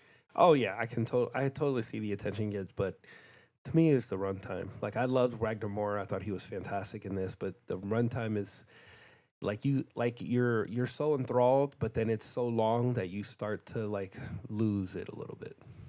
Yeah, and to me, like it definitely has its ups and downs. Where like I was here for the beginning, and then like we're here on this path, and then we went down a little bit. Then the movie picks up a little bit, then it goes back down, and like you're just kind of follow along, and then we get like the pretty high ending. I think it ended pretty strong. I Mm, think the beginning, and for me, the beginning and the ending were probably the two strongest points. yeah, It was the middle that kind of got bogged down with it. It was 2 hours and 40 minutes. Like yeah. that's a lot of story. Personally, if we could have brought that down to 2 hours, I think we'll be having a different conversation. I totally agree. And yeah, I meet you. I'm with you on that 3.5. Okay, cool. All right. Last movie we're going to talk about. You can go ahead, Ernesto. We are going to be reviewing Sentimental Value. Hold on, I lost my place. This movie is nominated for 9 Academy Awards: Best Picture, Best International Film, Best Director Joachim Trier, Best Actress Renate Renesve, Best Supporting Actor Stellan Skarsgård, Best Supporting Actress Elle Fanning, Best Supporting Actress. So 2 in the Best Supporting Actress: Elle Fanning Yeah. and Igna Ibstadter Lilius. I hope I really didn't fuck her name up. Did better than I would. Best Original Screenplay and Best Editing. It follows sisters Nora and Agnes who reunite with their estranged famous director father Gustav after their mother's death. When Nora rejects a role in his autobiographical comeback film, he casts an American actress, Elle Fanning, sparking complex familial tensions and reflections on memory, trauma, and art. Matt, your thoughts? I thought it was a slow burn. Yeah, I'm with you there. Another movie that was over 2 hours, and it was kind of a process that we were going through, and pretty much the whole movie is what the description is. That is very true to the description of what this movie is about. But I think there was a lot to kind of take away from it, and I think the movie kind of emphasizes on a life lived and a life that could have been. Yes. And we see as very similar in the sense of Jay Kelly, Yep. Yeah, I was thinking the same where thing. you have this famous director who decided to focus on his career, and kind of leave his family behind, so to speak. And then you're seeing like his daughter and one particular daughter, kind of go into this career into acting, but more for plays. And then the his we see the father kind of probably reflecting on his life and writes what presumably is this beautiful narrative that's highlighting parts of his life that he wants his daughters to play, or have a part of, and his family that he seemed to have abandoned to have a part of. And then that's where we see the resentment of his father, of their father, between the sisters and the father, with that. And we see the attitude that Stellan Skarsgård has throughout the movie of like, the past is the past. Let's just get over that and move on to the future. Like move on to what we got going on here. And the sisters are very much hung on the past of like, well, no, why am I going to help you? Why am I going to be part of you, part of this, when you weren't willing to be a part of our lives? And then we have Al Fanning's character kind of stuck in the middle between this family drama, and I thought she really did her role quite well of Oh yeah. trying to understand what he wants as a director, and ultimately reconciling with the fact that she can never fulfill, like she was not the first choice, and like she can never live up to the expectations of what the director wants, and having the forethought to be like, I don't think I'm right for the role, even though this is kind of a role that I've always wanted to do, step away from the career norms that she's been taking. So I think overall a pretty solid exploration of all of those um drama beats that they had throughout the. Yeah, I mean, there's a lot. I think that there's a lot to appreciate this in this film. I mean, I kind of love the opening sequence of like how the house is seen so much, and uh like kind of setting up for the movie, like the house as like its own character, like it's its own thing. It's seen so much. It talks about his past, talking about his past generations that have been there, and we see that tie into him writing his film, where he says he has his character who is his mom kill themselves in the middle of the film. I thought it was interesting that he talks about, you know, um, in the film that he's making, you don't know if this person kills themselves. But then, Mhm. like immediately after he explains it, we get this scene with Renate Renesve's character where she walks into the room and closes the door, and they do it to like the needle drop of this song, and I just thought it was so well placed. Um, I don't know. It just kind of tied into like the tension and everything that the film was building. But while he was also going through this family stuff, I thought while he was trying to plan his movie, I thought it was a really interesting scene of when he goes to visit his friend who he wants to shoot his Mm, movie, and he wants to get him out of retirement, but he's under the assumption, and I think this ties into him kind of like living in his own world, doing his own thing, not necessarily being connected to the people in his life. Because how you gonna know your friend who you've done all these movies with? You don't know that he's walking with a cane. You don't know that yeah. he can like barely get out of the chair. But then you need something, so now that's the first thing you do. You go see him, and then you're confronted with this. Oh shit! He's like, oh, I think the movie's not going to be handheld. It's just going to be all tripod and dolly. And he's like, oh, you know, this is not good. Like, I guess I'm gonna Yeah. have to find somebody else. But I think not only does it show him that, but it also is a reflection to him of his own mortality and of like where he is in his life and like, Yeah. but like how much he's, how long until he's walking with a cane and how much more life does he want to get out of it and what does he have left? What is the evaluation of everything that he's done in his life? Is it about his movies? Does he want to rectify this relationship he can have with his daughters? Like it to me, like him seeing that, I felt like was a good representation of like him trying to evaluate his own life and his own life decisions. Like Yeah. I kind of loved how the movie like it shows you things, but it doesn't necessarily hold your hand. Yeah, I think you made a really good point of like him kind of taking a step back of like him not really realizing that like you can tell that he's kind of living in his own world when he sees his friend who's a cinematographer. He's like, "Oh, I'll just have him do it." Like, why wouldn't he? He's great. But like life, like you said, life catches up to you. Hmm. I think part of that and then part of the story that he wrote makes him realize that maybe again, this movie and this is maybe why Jay Kelly wasn't getting a lot of the love now that I think about it is because these 2 movies are very similar Mm. in that sense, Oh so to yeah. speak, Oh yeah. 100%. of them reflecting on his life and being like, "I should probably be more connected with the family that I've always had, but never bothered to connect with." And then you have these 2 daughters who are like we have one who is receptive, like, "Look, he's trying."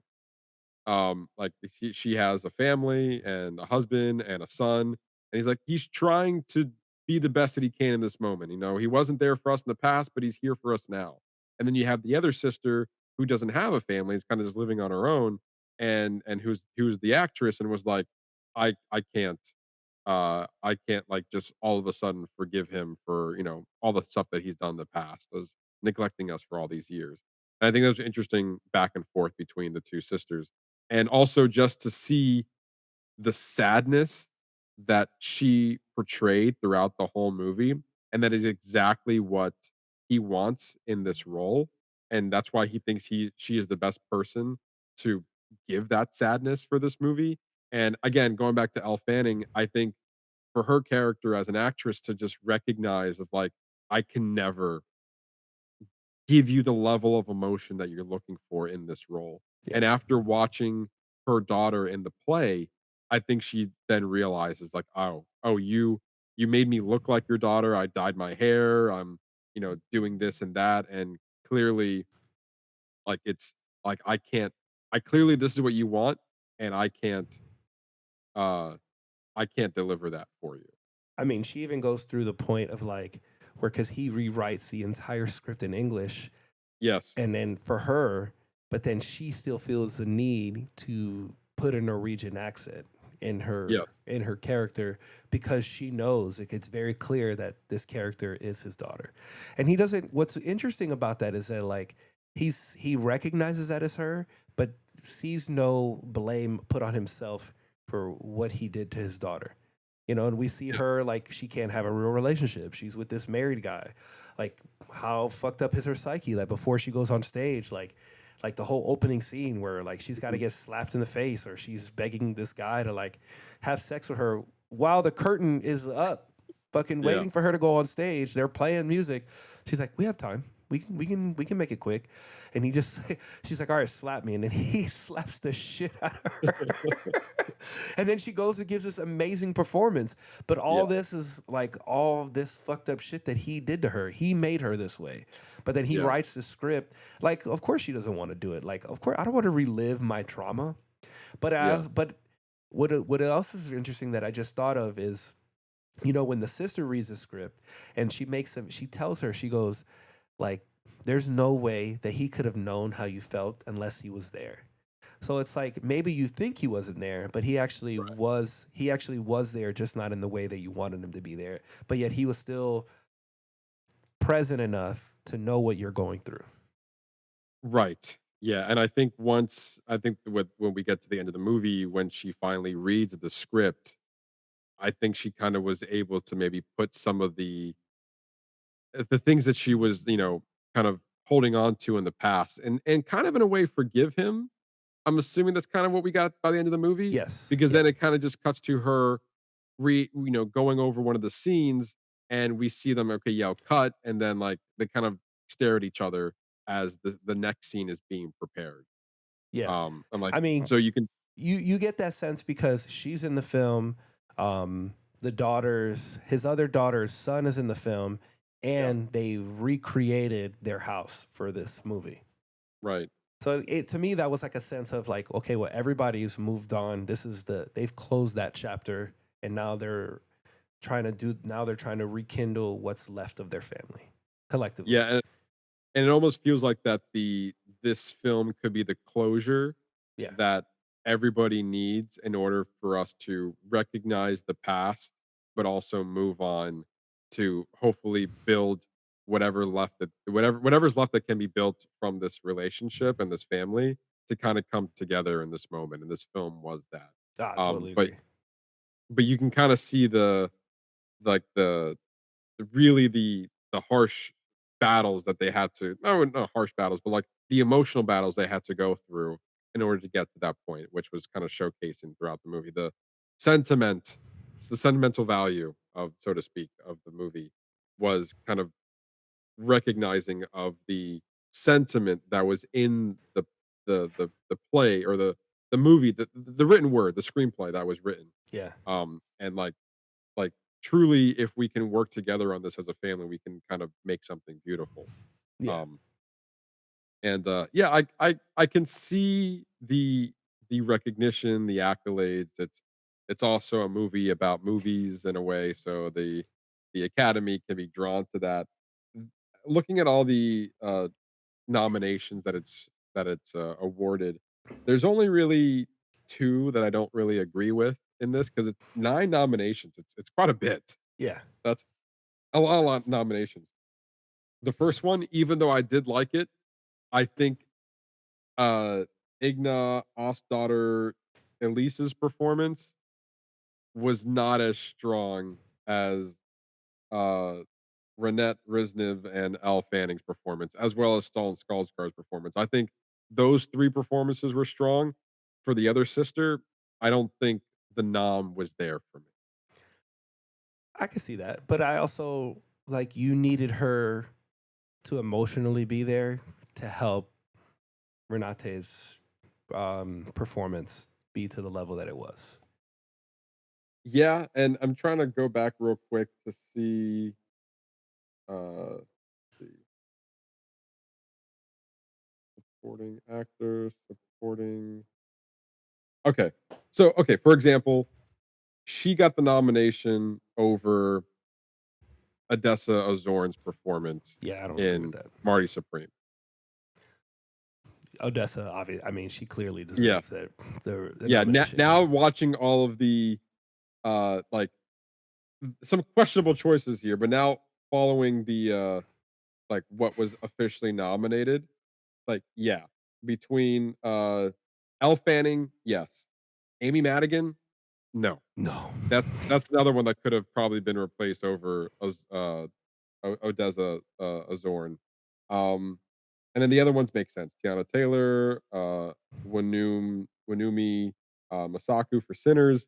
Yeah. But so like even looking at that as like even Ariana Grande for Wicked for Good, who was highly speculative as well to get the nomination. She didn't. She got it last year. That one I can live with. But like now watching the full movie, yeah, Odessa O'Zorin got snubbed hard 100%. uh, for that. So like there's that. And then also I don't really see the movie but you kind of mentioned it earlier for editing. Yeah, I see it a little bit for editing, especially at the end. They end on that one shot that, like how he detailed that one scene to be. Mhm. That's exactly how they shot it at the end. It was like it was a Yeah. one shot. She closes the door and it pulls away. Yeah, So I get I it. guess to me that's more contributing to the cinematography, less of the editing of the movie. Um Yes, that's true. but yeah, I didn't really quite see it for editing. But 9 nominations is nothing to scoff at. I think if anything, probably a real contender here. It's going to be up there for best international film for sure, and probably for supporting actor for Stellan Skarsgård because he also gave a great performance in this movie as Absolutely. well. Okay. Yeah. Um, but yeah, where were you on this 5-star rating? I'm gonna go 4 stars. Yep, I was right there with you. Yeah. Yeah, I think there was enough there to kinda hold on to, and it wasn't kind of out there. It was for me, it was easy to follow along compared Yeah. to the other nominations here. It's not something I was trying really hard to understand the focus of this movie. I think I got it pretty clear of what the themes were about in this film. And therefore, I was able to enjoy it a little bit more for what it was. But it was a deeply emotional movie, that's 100% through and through. And kinda just seeing the psyche of each character kinda go through, and seeing ways that you're kind of at the end of the day, like, what they had to go through mentally in order to come together to what we assume was gonna make something pretty beautiful with this film. Yeah, totally agree. Um, but yeah, so as a whole, as we kinda wrap up the international film category, what would you think is I mean, I think based off our rating, I think we kind of already alluded to what film we probably enjoyed the most. Which one do you out of the list, which one did you enjoy them? Not one you think is gonna win, but which one did you enjoy the most out of all 5 of these movies? I would have to say the voice of Hind Rajab. I think it gave the most value from out of all the films. Like it's hard to say I enjoyed it because I did, Right. but it because of the subject matter, I feel like enjoyment is not the correct term that I want to use. I guess impacted. Yeah, impacted, it itself, the narrative was constructed so well that, like, even though it was a hard watch, like I you could it's easily like rewatchable, and it's a short length, and but it in that 90 minutes it does a lot in those 90 minutes. It hits you like Yeah. it hits you hard, as opposed to like Secret Agent, almost 3 hours, Sentimental Value to like pushing 2.5. Yeah, I can see that 100%. I will agree with you.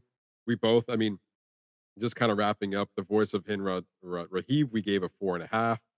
Sentimental Value, we gave a 4. Sirát, we gave a 2.5.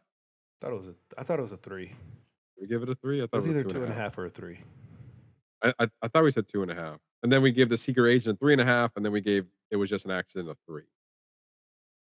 I think that's what we did. I We think literally just talked about this. I know, Yeah, right? we'll go back and record. You can tell us if we were wrong. Yeah. I won't know until I Um, listen back. yeah. But yeah, I think the fact that there's a less likelihood of The Voice of Hin Rajib to probably getting the win here, just given what the Oscars typically do, and with The Secret Agent and Sentimental Value both receiving Best Picture noms, Yeah, there's a good chance that either one of those 2 movies are probably gonna take the win. yeah, 100%. There's no secret there. There's those 2 movies to lose. I'll be surprised if any of the other 3 movies win, but I think it's crazy that at the end of the day, like, there was, like, a movie that I have not heard of, which was The Voice of Hin Rajib, which I did not it was not necessarily on my radar up until the very end, like, right before the Oscars came out, that this movie could also be nominated. The fact that there was another movie that was potentially being nominated called No Other Choice that we have not seen yet, but that was also on the radar. I'm curious how that movie is compared to a movie that we didn't 100% align with, which was Sirát. Yeah, Um, and so, like, seeing that movie and comparing it to see if it deserved the nom or not.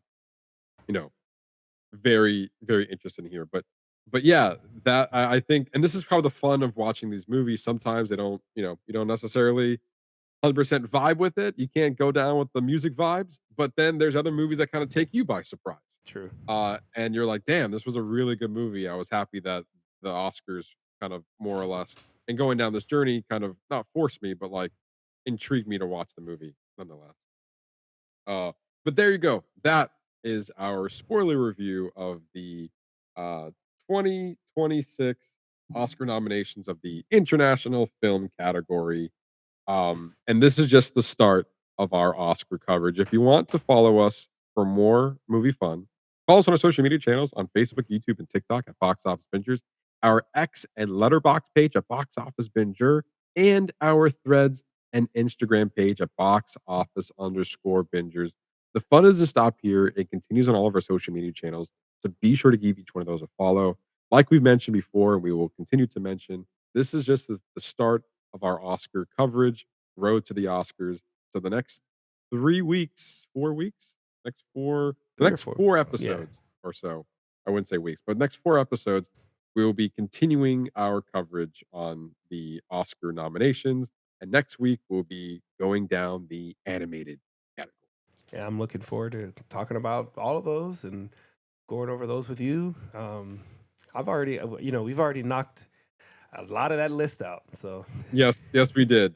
And we'll probably make brief mentions, and we'll probably do better because other nominations that we're not going to go in full detail with because we've done in the past, like Zootopia 2, K-pop Demon Hunters, and Elio, we've already seen and talked about in length in other episodes. We'll probably make a brief mention of them next week, but there are other Oscar nominated animated features we have yet to talk about, like Arco and Little Amelia or the character of Rain, as in addition to the animated shorts that we had access to. And so we're going to be talking about those as well. So if you like animation, this is the one. This next week's episode, that's the one to definitely hop into because we've seen a few of them already and we already got things to say.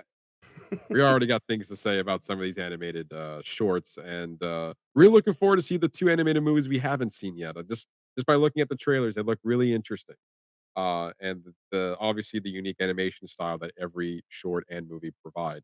So looking forward to see what that all that has to offer. But we really do appreciate you guys listening to us just talk about movies.